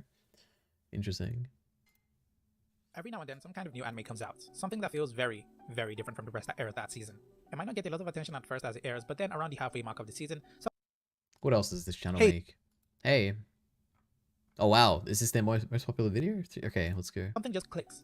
Then suddenly, your favorite AniTubers are talking about it, strongly recommending it to everyone able to see that video. And if you're one of them, you check it out too. And then you fall in love with it, and then proceed to recommend it to everyone else. In January of 2021, which feels really far away. Well, I watched Wonder Egg Priority because my friend watched Wonder Egg Priority. That's how it went. About it, No AniTuber inspired me here. That anime was Wonder Egg Priority. Wonder Egg Priority was a very special anime to me. I absolutely fell in love with the premise and the characters right at the second episode. It was refreshing to watch and had a very strong message to tell. In my eyes, I could already see this as anime of the year. But little did I know that this show would eventually lure me into a false sense of security, pull the rug from under me, and then proceed to beat me unconscious. This anime invoked a strong villainous feeling inside of me, a feeling that I have never had towards any other anime before. This is the Wonder Egg Tragedy. If you aren't quite sure what this cute little anime is or need a refresher, let me guide you through it, so there will be spoilers ahead. Wonder Egg Priority follows Ai, a young reclusive girl who doesn't go to school anymore for reasons we'll learn soon enough. One day while out on a walk, she encounters a strange talking bug that says it to be able to grant any wish she has so long as she's able to do something for it. It leads her to some weird underground arcade where she meets... If you are listening right now and you're considering making YouTube videos, if there's one piece of advice you take from me, it's please, if you use Premiere, when you're working with your audio, right click it and go like adjust gain or something and then press normalize. Okay, you just need, the audio just needs to be louder. There's no reason it couldn't be. It took me a while to learn this. You can do it. You just need to normalize your audio and that's it, and it'll be so much louder and better. Okay, just please, if you're making a new channel, just do that. Okay, which she has so long as she's able to do something for it. It leads her to some weird underground arcade where she meets the real people behind the talking bog, Aka and Uraka. They give her an egg with a weird number on it, don't elaborate further, and send her off. That same night she ponders the egg a bit and decides to set out for a walk, only to find herself in an entirely different space. This is what I'll call the dream world. So the main gist of things is that in this dream world, Ai has to break the egg, which spawns a girl, and Ai has to protect... Is it getting quieter? Wait.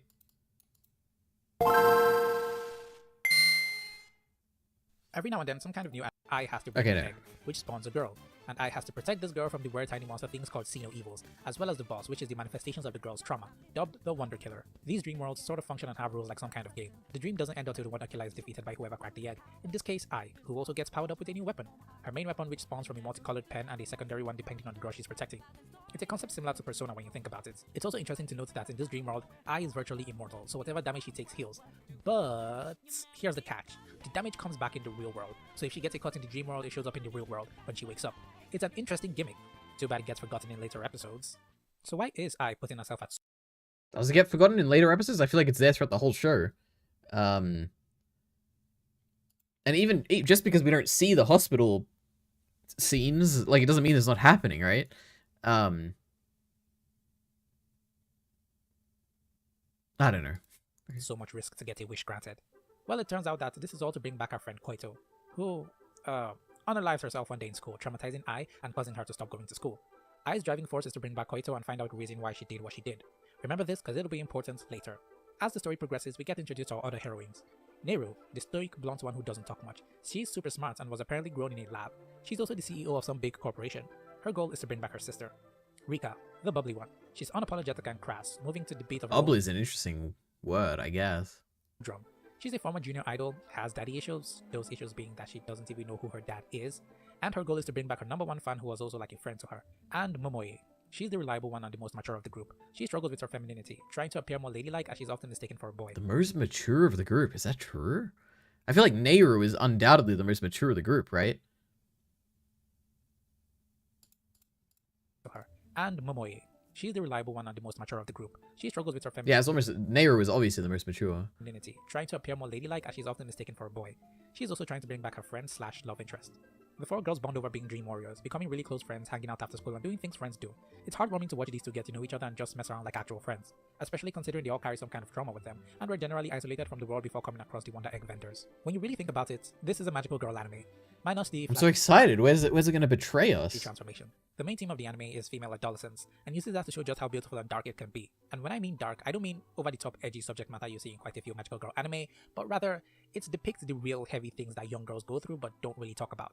And Wonder Egg Priority does this in the most raw and unapologetic way I've ever seen for an anime. It doesn't create abstract monsters that represent the grief the girls face. It doesn't subtly imply the cause of death through imagery or something like that. It gives it to the audience straight up. Things such as assault, self-harm, and depression are all laid out in the open. It makes you look at these things and tells you not to avert your eyes from them. I really like this direct approach to the subject in its own way, and this sort of thing applies to our heroines too. They all have some kind of trauma they're dealing with, and by completing the goal of reviving their special person, these girls are hoping to find some kind of closure. And unaliving yourself is another important plot point throughout. True, unaliving. You are right. High demand means more resources are put into improving specific AI quality. More resources to improve results in better AI. Well, I don't agree with that. Well, I guess if you mean by resources, you mean people. Because it is true that it's seemingly so far, it has been the case that the more you provide resources in terms of like compute and like just compute or whatever, it has improved AI in the past. There's no guarantee it will in the future though. There's no like a rule where it's like, oh, it has to like keep improving. It's not like where if you double the number of transistors, like the computation inherently like definitionally gets faster or whatever. Because AI is different. It's like so far it has been the case, but there's no guarantee it'll be in the future. And if you're talking about the people working on it, then that's probably true, because like people, the more brains you have working on, the more like likely you are to come up with like a new way of improving it, right? I don't know. That's my position on it, I think. This show looks very good for some reason. That is true. Like the colors are very vibrant. The directing is really interesting. Animation's really good. Visually, it's a very good looking show. That I agree with that. Wonder if I should watch it. I mean, I would highly recommend it. I like One Direct Priority a lot. A lot of people don't like it though, because I guess we'll see how it portrayed its audience. The anime. Our heroines are trying to revive their loved ones who, and girls that spawn from the eggs they have to protect were also girls who were unfortunate enough to end things for themselves. The anime implies that while our main characters' loved ones are in the form of a statue in their dream world, they exist as an egg somewhere else, waiting to be cracked and be protected. The same thing is also true vice versa. Remember this too, because it'll be important later. Huh? Wait. The anime implies that while our main characters' loved ones are in the form of a statue in their dream world, they exist as an egg somewhere else, waiting to be cracked and be protected. Is that true? I feel like it's way too ambiguous. You can't. I think I wrote like a theory on this at the beginning, where it's like, I guess again, spoilers. One Direct Priority. But One Direct Priority is a multiverse. So like, there's basically, it's like Steins Gate, where there's like even more spoilers, I guess, for Steins Gate.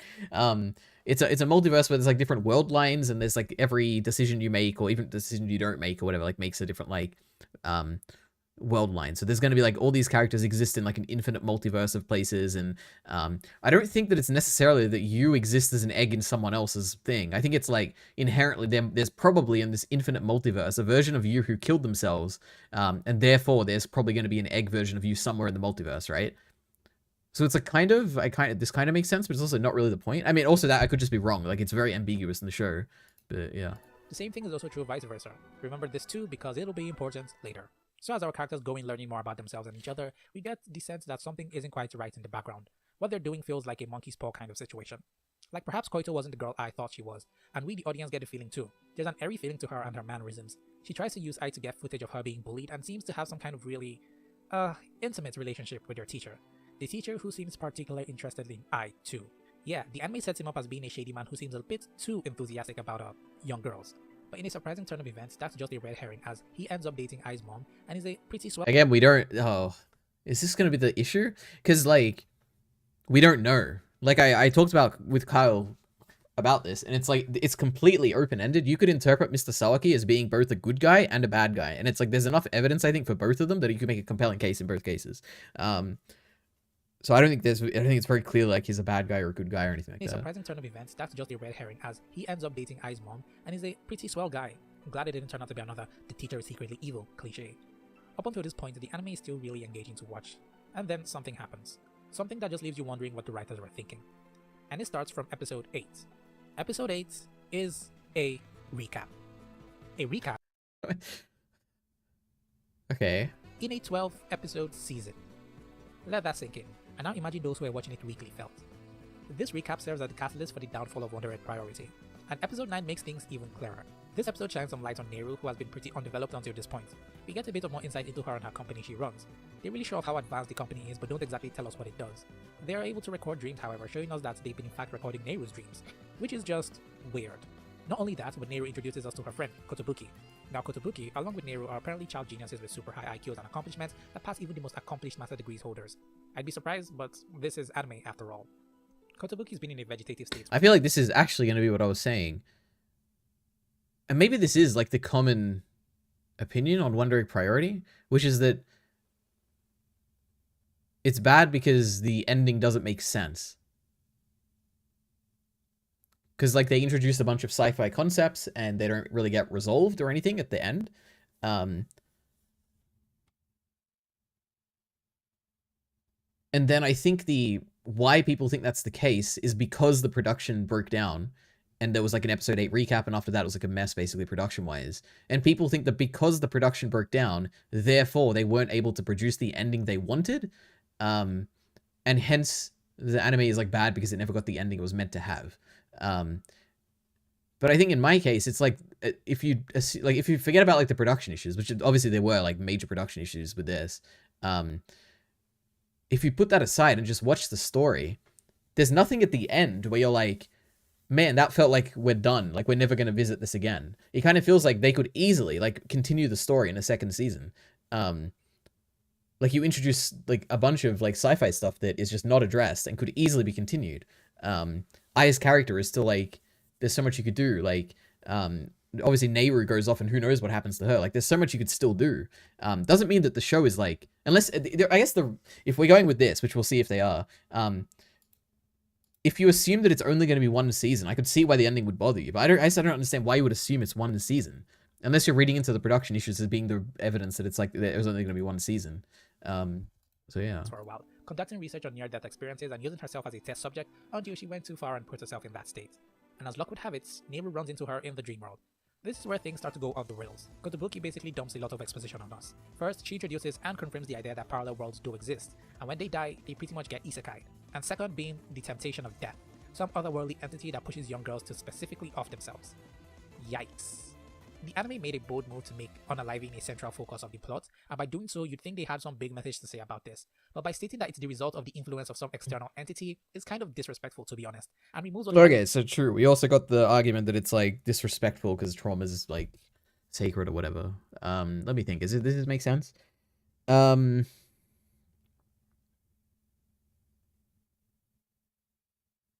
don't know, because we don't get like a resolution to this. There's no like, we don't get the answers to the temptation of death. The one thing we get is just a theory. I mean, we see like the backstory with Frill and stuff.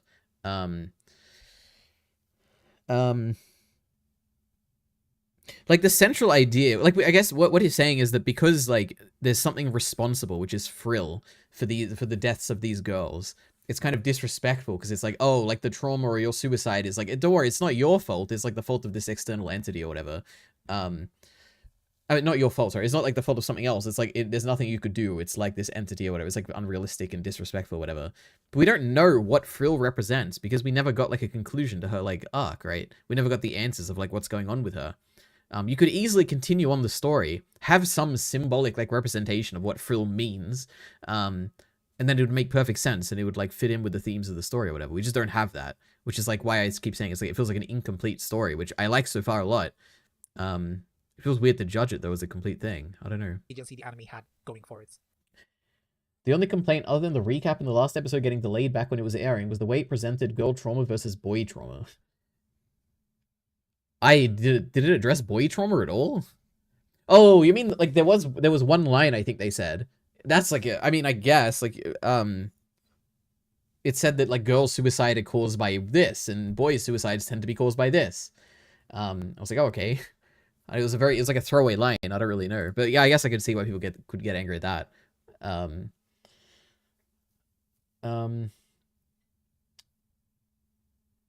Faulting an abstract does watch the importance of self-accountability. Like Code Geass said, don't take away my scars. Faulting an abstract does wash the importance of self-accountability. What does faulting an abstract mean in this case? Does wash the importance of self-accountability. Like you're saying that blaming Frill for the suicides washes away the importance of being accountable for your suicide or whatever. Well, the only reason I disagree is because we don't know what frill means. Like, within the world, frill is two things.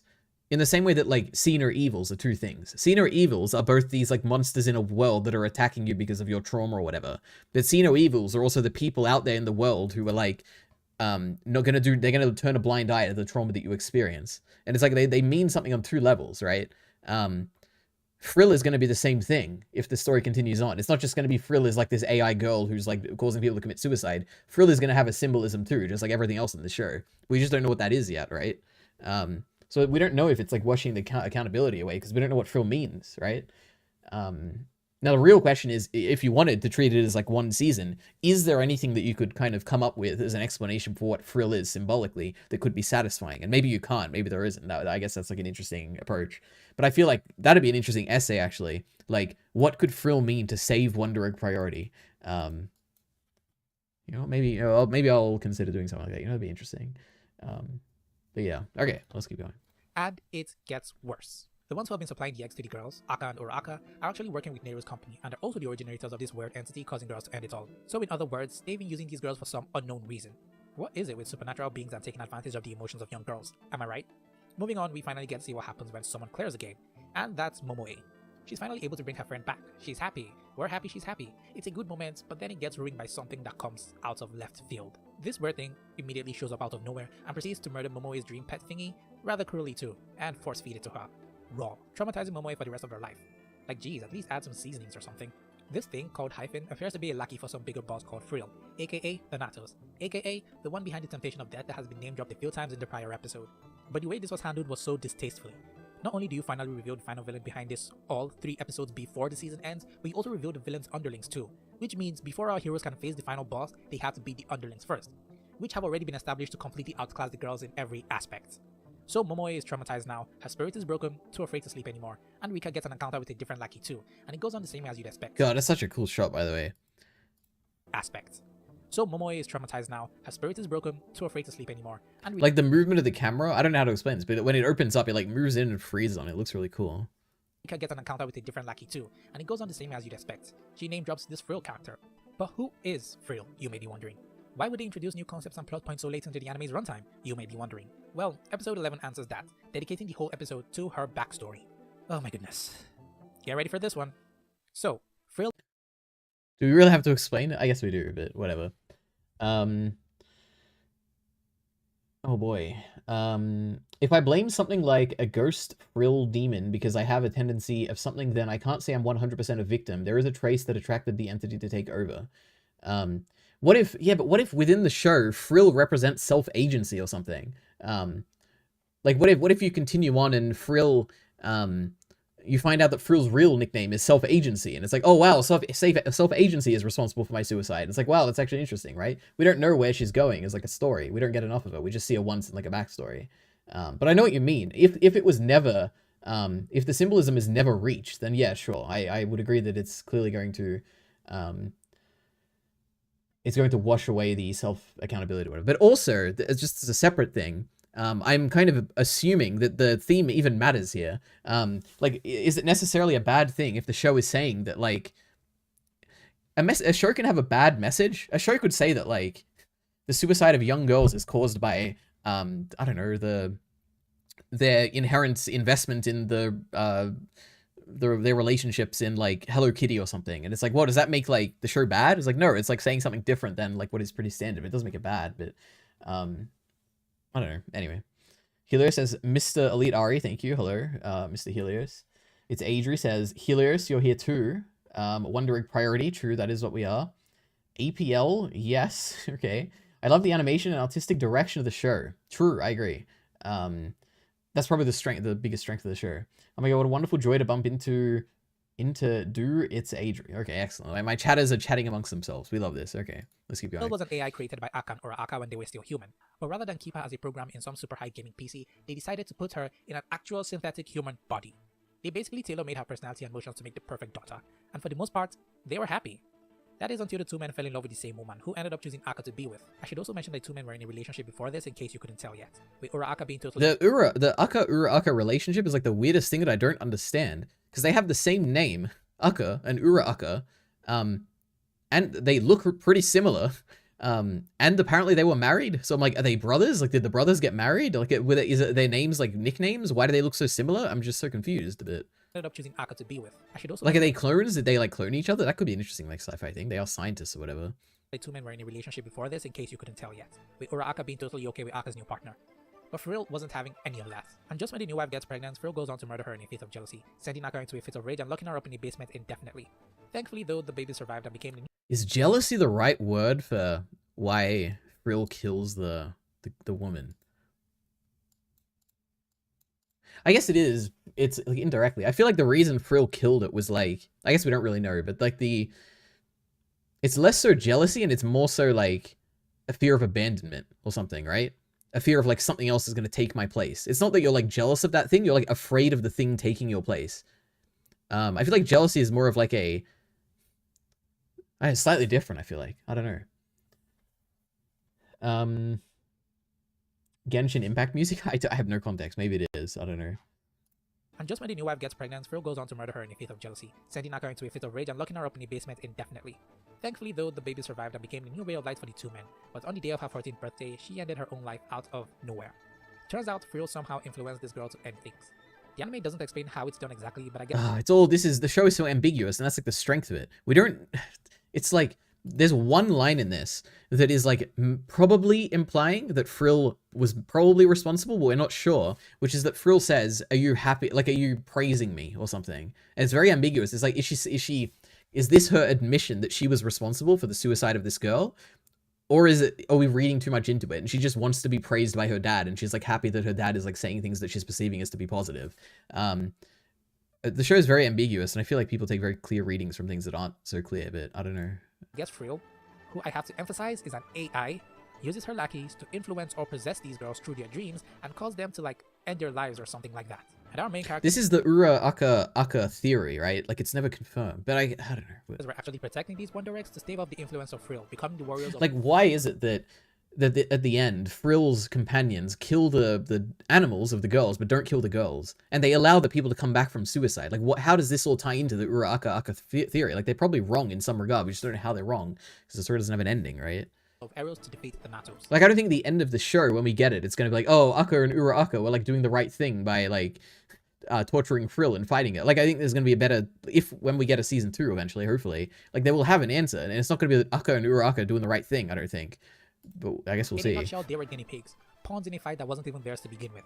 This drastic increase in scope and heavy leaning to sci-fi completely shatters the interesting premise the show had going for it. They were better off not explaining a lot of the things going on, and we, the audience, would have been completely cool with it. And to make matters worse, they've written themselves into a corner. And if you think that with one more episode left to conclude things, there's no way they could wrap this story up nicely. And you'd be absolutely right. So not only have the group been split up due to Rika and Momoe being traumatized and refusing to be a part of this anymore, I also continue— I guess he used the word jealousy because it makes the character see their self-worth and how important they are. Yeah, no, I can understand why you would use the word jealousy, but yeah, I think it's like subtly different, but I do, yeah, it's a reasonable use of the word. She was going to the dream world to do battles, and this time she gets a very strange encounter. The girl she's protecting is herself. Remember how the anime had confirmed that parallel worlds do exist? Well, this is I from a parallel world, one who could have handled the bullying and never made any friends. And guess who her wonder killer is? Her teacher, Mr. Saoki. Remember that red herring plotline so many episodes ago? Well, it turns out in a parallel universe, it's actually true. But that doesn't mean shit. This feels completely pointless. Wait. We don't... Oh, everyone... Oh, why is he doing this? It's, again, this is another interesting, ambiguous thing that it does, which is that we never find out why Mr. Sawaki is the trauma of the alternate I, right? One plausible thing is that, yeah, it's because he's like a serial rapist who's raping girls or something. That's just like a possibility, right? The other thing is that it could be that I was invested in Mr. Sawaki as a potential, like she fell in love with him, like independent of anything to do with him, like he doesn't even know she exists or whatever, but like she fell in love with him. And because he married her mother, she basically became incredibly depressed and committed suicide out of like a lack of self-worth or something, right? That could be another reason why Mr. Sawaki is the representation of trauma in her mind, because of like something entirely not painting him as a bad person, right? Like, it is possible. Like, it's ambiguous and interestingly ambiguous that you can like read his story in two ways. Parallel universe, it's actually true. But that doesn't mean shit. This feels completely pointless. We're supposed to be focusing on the main villain who still hasn't made a proper appearance to our main character. I guess that this serves as some good character development for I as a standalone episode. It resolves a character arc, but come on, we are running out of time here. It really doesn't push the main plot and just abruptly ends. You're left with a That's it? As you scratch your head wondering what to make of what you just witnessed. Remember, this was supposed to be the last episode, episode 12, but shortly after, it was announced that there would be a special episode which would be the true final episode and claim to tie up the anime story. And oh boy, it was definitely the anime finale of all time. For starters, we wouldn't get this special episode until the 30th of June, 3 months after the last episode aired. So clearly, with all that time they had, I'll be honest, like, the timeline stuff makes, like, no, like, it doesn't affect me one bit. Like, I have no sympathy for the people watching week to week, like, whatsoever. Like, I don't think you should cherish that experience and it's, like, some special thing where it's like, oh, man, they have to wait, like, 3 months to watch it. Like, I don't really care at all. Now, obviously, this is evidence of, like, a production meltdown or whatever, but I don't think that's what he's saying, but... yeah. Make things out for the audience, right? I mean, they did push this special to be an hour-long episode, so that was a good thing, right? Right? Turu's half recap. It is crazy that half the special episode is recap. No. The first half of the special episode was a recap. The first half of the special episode was a recap. Believe it or not, you can actually, if you watch it on Crunchyroll, you can click in the middle and skip the whole recap. You don't have to watch it. It's kind of crazy. Recap. Why? I heard that the anime was riddled with production issues, outsourcing a lot of the animation to foreign studios and indie animators from around the world. But even then, a lot of the scenes just felt off. Some would drag on for a bit too long, leaning on uncomfortable, and others would awkwardly have this zooming and panning that would just... This is true. The only episode that does, you can probably see a little bit of production things, is this final special. All the others, like, I would challenge anyone to kind of demonstrate how it's very clearly, more so than any other anime, having a production meltdown. This last one is like, yeah, you can kind of see in some parts. Pause before characters would actually say anything. And this running animation was definitely an animation. Even if you wanted to overlook the animation and focus on the writing, you'd still get pissed off. When the real episode finally starts, we get to see what our characters have been up to after that abrupt end. Neru, after finally clearing the game, just gets up and leaves, not telling anyone about where she was going and why she was leaving. I, just as confused as the rest of us, goes out to find out what happened but runs into another girl that looks just like Neru. This is apparently her little sister Iru, who tells Ai to piss off. But wait, there's more. Remember Kotobuki, Neru's friend? Apparently she's back, but this isn't exactly her. It's her from a parallel world who's just here now. True, this was so confusing, oh my god. Yes. And she drops the bombshell on us that Neru is in fact an AI too, built in the image of Iru, by this world's Kotobuki. Why? Hell if I know. And now she's just gone off to do whatever the fuck she wants, befriending Frill in the process. So after hearing this, you can obviously get that Ai and Rika would set out to look for their best friend, who they love and care about and would like I don't know if that's the case. to see again, right? If only it wasn't that simple. They both just say fuck it and abandon her. They aren't going to risk their lives for oh god, I don't remember the details enough. I feel like it's not what happened. Oh,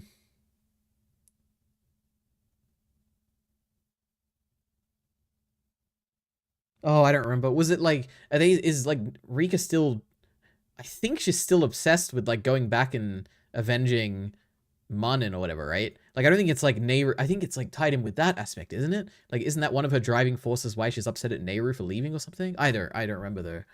For someone that isn't even human. This is by far the worst decisions the writers could have made in the entire show. I can overlook everything else, but this is where I draw the line. How do you write a character who... Okay, so this is how he betrays. Oh god, and it's the one bit I don't remember the details of. Struggling with loneliness for so long, finally gets to make genuine friends who she loves and cherishes. How do you write such a sweet girl who is always ready to support her friends, suddenly choose to abandon... Oh god. Because the issue is... Oh no, there's so much to say. I also, by the end of this episode, regrets the choice she makes midway through the episode of, like, not following Nehru, right? Like, she gets the call from Nehru, she throws the phone away, and then later on she's, like, crying in her mother's lap about how she made, like, a mistake. And then she goes out and is, like... I don't remember exactly how it ends, but it is a message of, like, she's gonna find Nehru or something, right? Or she's, like, happy for Nehru or something. It doesn't end on this note. It's, like, midway through the episode it happens, but at the end she, like, finds herself again, right? A friend out of nowhere. This is way out of character, and it makes matters worse. When Nehru finally decides... I don't know if it's out of character. It's a very depressing final episode. Like, everyone is kind of depressed over what's happened. Like, the animals are dead, and Nehru's gone, and, like, I think it is... And she is, like... Very, very clearly, she has demons that she is fighting, right? Like, I, although being, like, a very friendly person or whatever, she is not... Like, she's traumatized by her friend that killed herself. And also, she's, like... She's been bullied in the past, and she is obviously... I feel like it's very believable that she would be thrown back into a situation like this and feel the same way, right? To call Ai, she doesn't pick. Why? This is the girl who risked her life in a dream world to save a friend, but suddenly will go out to... It's also the girl who, like, stayed home from school for, like, who knows how long because she was being bullied for her eyes, right? Like... Her real friend? Like, come on.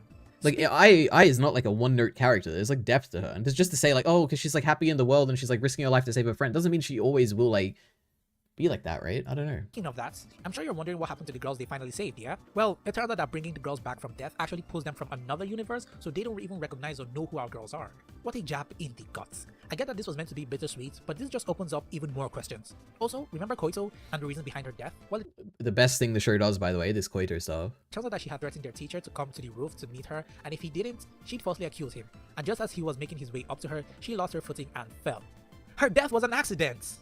And they don't— Which is like such a cool thing, because it's like the whole time you're thinking about like, who is this girl that I thought I understand and why did she kill herself? The reason is like she was using you and she didn't actually care about you. And like it just shows that you don't really know anyone who's around you, and it's so hard to understand why people would commit suicide because you have to like no one really shows their true face around you, and it's interesting. It's like the most interesting thing the show ever did. even show Ai's reaction to all of this. It just gets brushed aside after that, and that's all. And then we're here with a time skip. Ai changed schools and has apparently distanced herself from her other friends, another stupid decision, mind you. Then out of nowhere, she decides she's actually going to look for Nehru, which she'll do through the eggs. And that's it. Yeah, that's right. She's gonna go through the eggs and find Nehru. That is The right. final episode ends. Many, and I mean many, plot points were left in the open, never to be resolved. That is true. What are the Warriors of Eros? What happens to Frill? What's she going to do with Nehru? How will they defeat Frill? How did Kotobuki hop dimensions? I guess I don't understand how you get to the end of this and you're like, oh, that was meant to be one season. We're done now. We've wrapped it all up. I feel like it's very clearly you get to the end of it and it's like, oh, okay, we're going to get a season 2 one day. Now, one thing that is entirely possible that I may have missed because, you know, I watched it like after the fact, maybe they did announce when they were doing the special, this is the final thing. Never again. This is the end of Wonder Egg Priority. We're doing our end of Evangelion. You know, this is it. We're getting the true ending to Wonder Egg Priority here in this special episode. But I haven't heard that, so I don't know. And like he didn't mention it here either. This is marketed as like the ending or whatever, but yeah. Just introduce new plot points to the final episode and call it a day. They pretty much shot themselves in the foot when they decided to switch up from a coming-of-age story to a sci-fi battle with 10 times more stakes than it initially was. You could remove Frill altogether and it wouldn't change anything. It's so bad, I don't think a second season would save it. A second season, which by the way, they've gone on to state they had no plans of producing. Also, I think ChatGPT is down because my sister messaged me and she's like, hey, quick question, ChatGPT isn't working. That's very funny. Oh my goodness. It's honestly heartbreaking to see the way this anime was handled. It had so much good things going for it, but ultimately bit off more than it could chew. I, along with a lot of others, left this anime with an incredibly bitter taste in my mouth. It's the only anime I can recommend just watching the first 7 episodes, then writing fanfic on how it ends, because from then on, it only goes on to disappoint in a way that's almost unforgivable. It's a problem most anime originals tend to have when you think about it. It's an anime that would definitely benefit for some extra material that wraps up the many plot points, in the form of a manga, a video game, or even a light novel. Just anything to give this story That would be kind of cool to get like a spin-off kind of thing to end it. But who knows? Maybe a decade from now we'll get something like Wonder Egg Priority Sisterhood. But until then, those 7 episodes are the way to go. This has been quite the video to make. Hopefully the algorithm is nice enough to me to get this out there. True. And if you're still here and you enjoyed the video, consider dropping a like and maybe subscribe too so you don't miss out on future content. This has been your very favorite slice of bread, signing off. Alright, that was informative, I suppose. Oh, what are the comments going to say? Who is this? Jason Momoa? Did they mention him?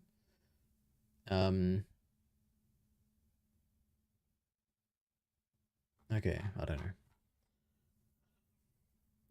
Best part of the day, Chainsaw Man manga release day. True. They showed the Rise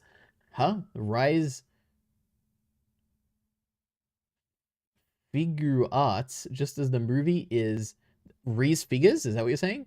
Just as the movie is getting closer. That is exciting. I'm very excited for this movie. I always thought recap episodes were made so the studio could save money, like Cross Ang. I don't know. All I know is that for Wonder Egg Priority, I'm pretty sure that it was because of production issues, I think. Like, from the stuff I've read, I think. I didn't feel like there was closure at the end. I also agree, there definitely wasn't closure at the end. I mean, there was. I mean, you could watch Wonder Egg Priority and feel satisfied and think it's a whole cohesive thing.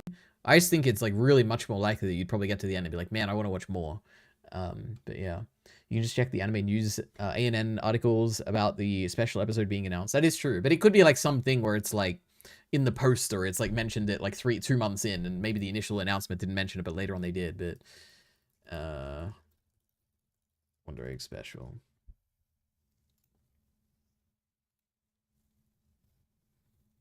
Wait, no, we want news.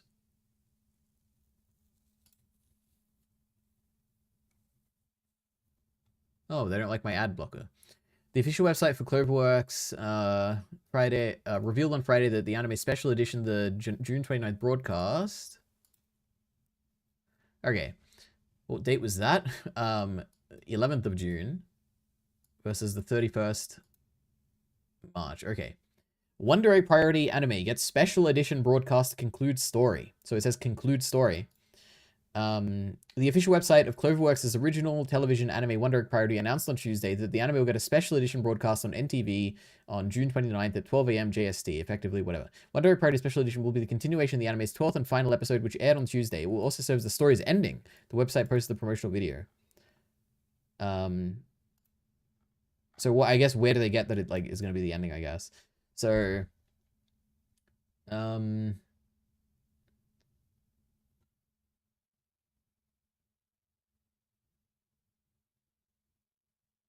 so for some reason they think this is going to be the ending. I guess maybe in this trailer they'll say it. Let's see. Should probably make it small. Oh, that's not what I wanted. Koito-chan. Oh no, please have English subs. We're going to auto translate this, okay? Into English.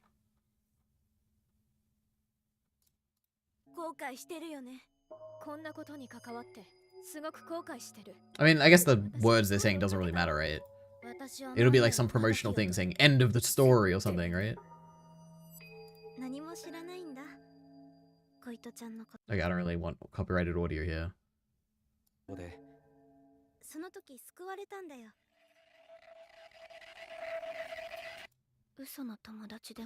Wonder Egg, I guess this just says Wonder Egg Priority. Okay.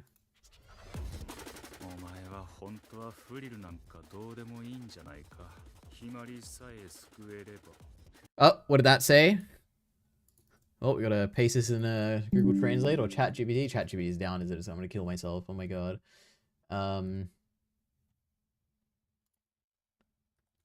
Alright, Gemini, you gotta come to the rescue here, okay?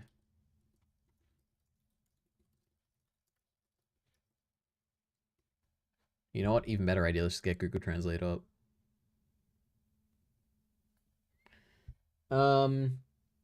It says the story.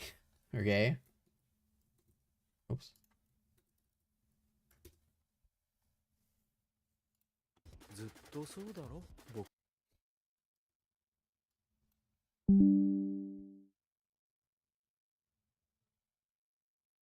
Oh my god, bro. Show me Japanese.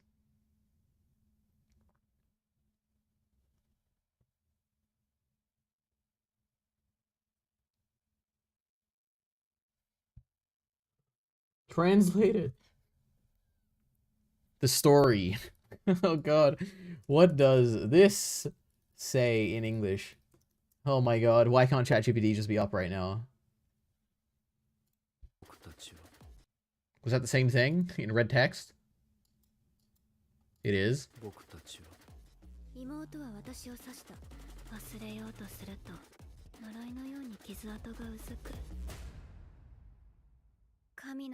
Okay.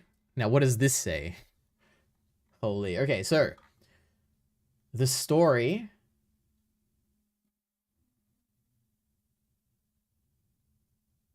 onward to the future, what lies beyond to the other side. That's what that kind of means. Okay, now what is this?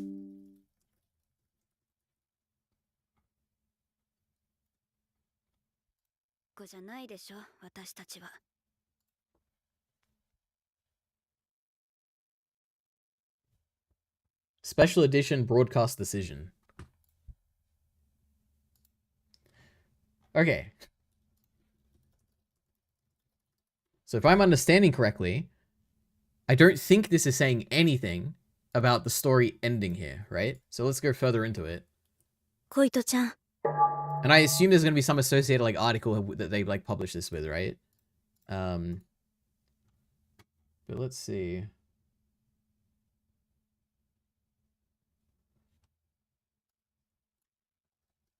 Translate.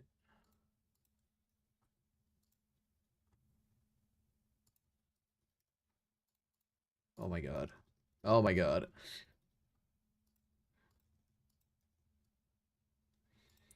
Okay, the announcement for the special.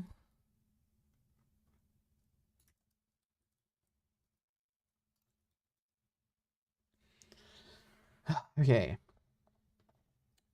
Well, well, well. Curious that Elite RE goes live when I'm sleeping. He also was a while ago I went live. Google Translate. That is true. That is what I'm trying. Wonder Egg Party is a completely original animation with original story and script, so just the general context depicts what happens. Wonder Egg Party Special Edition, which depicts what happens next in the story, will air on other channels late night. It will be available there. Don't miss it. It's an official website.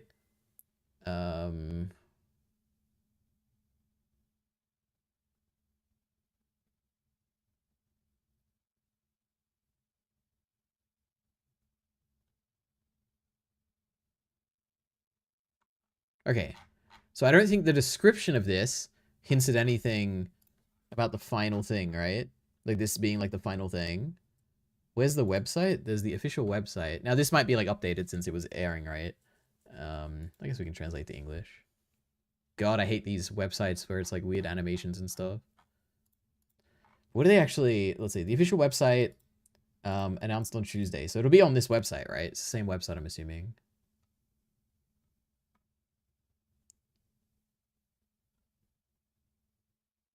Wait. Oh.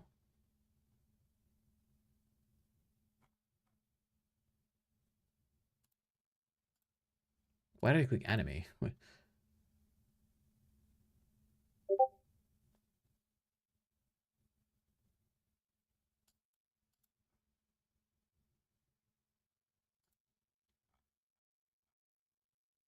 I guess it'd be in the news, maybe? Why can't I see all the news? Wait, oh, there's like pages? What is this? What is this website? Ay, ay, ay. The sourced website on the ANN article auto-translates to calling the 12th episode the final episode. Wait, the sourced website on the ANN article. Sourced website. What am I missing? Sources. Wonder Egg, anime website, and Twitter account. Twitter account could be good. Oh boy. What are we doing, guys? What are we doing?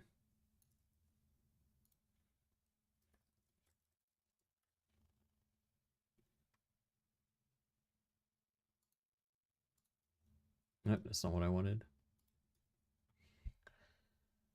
Okay.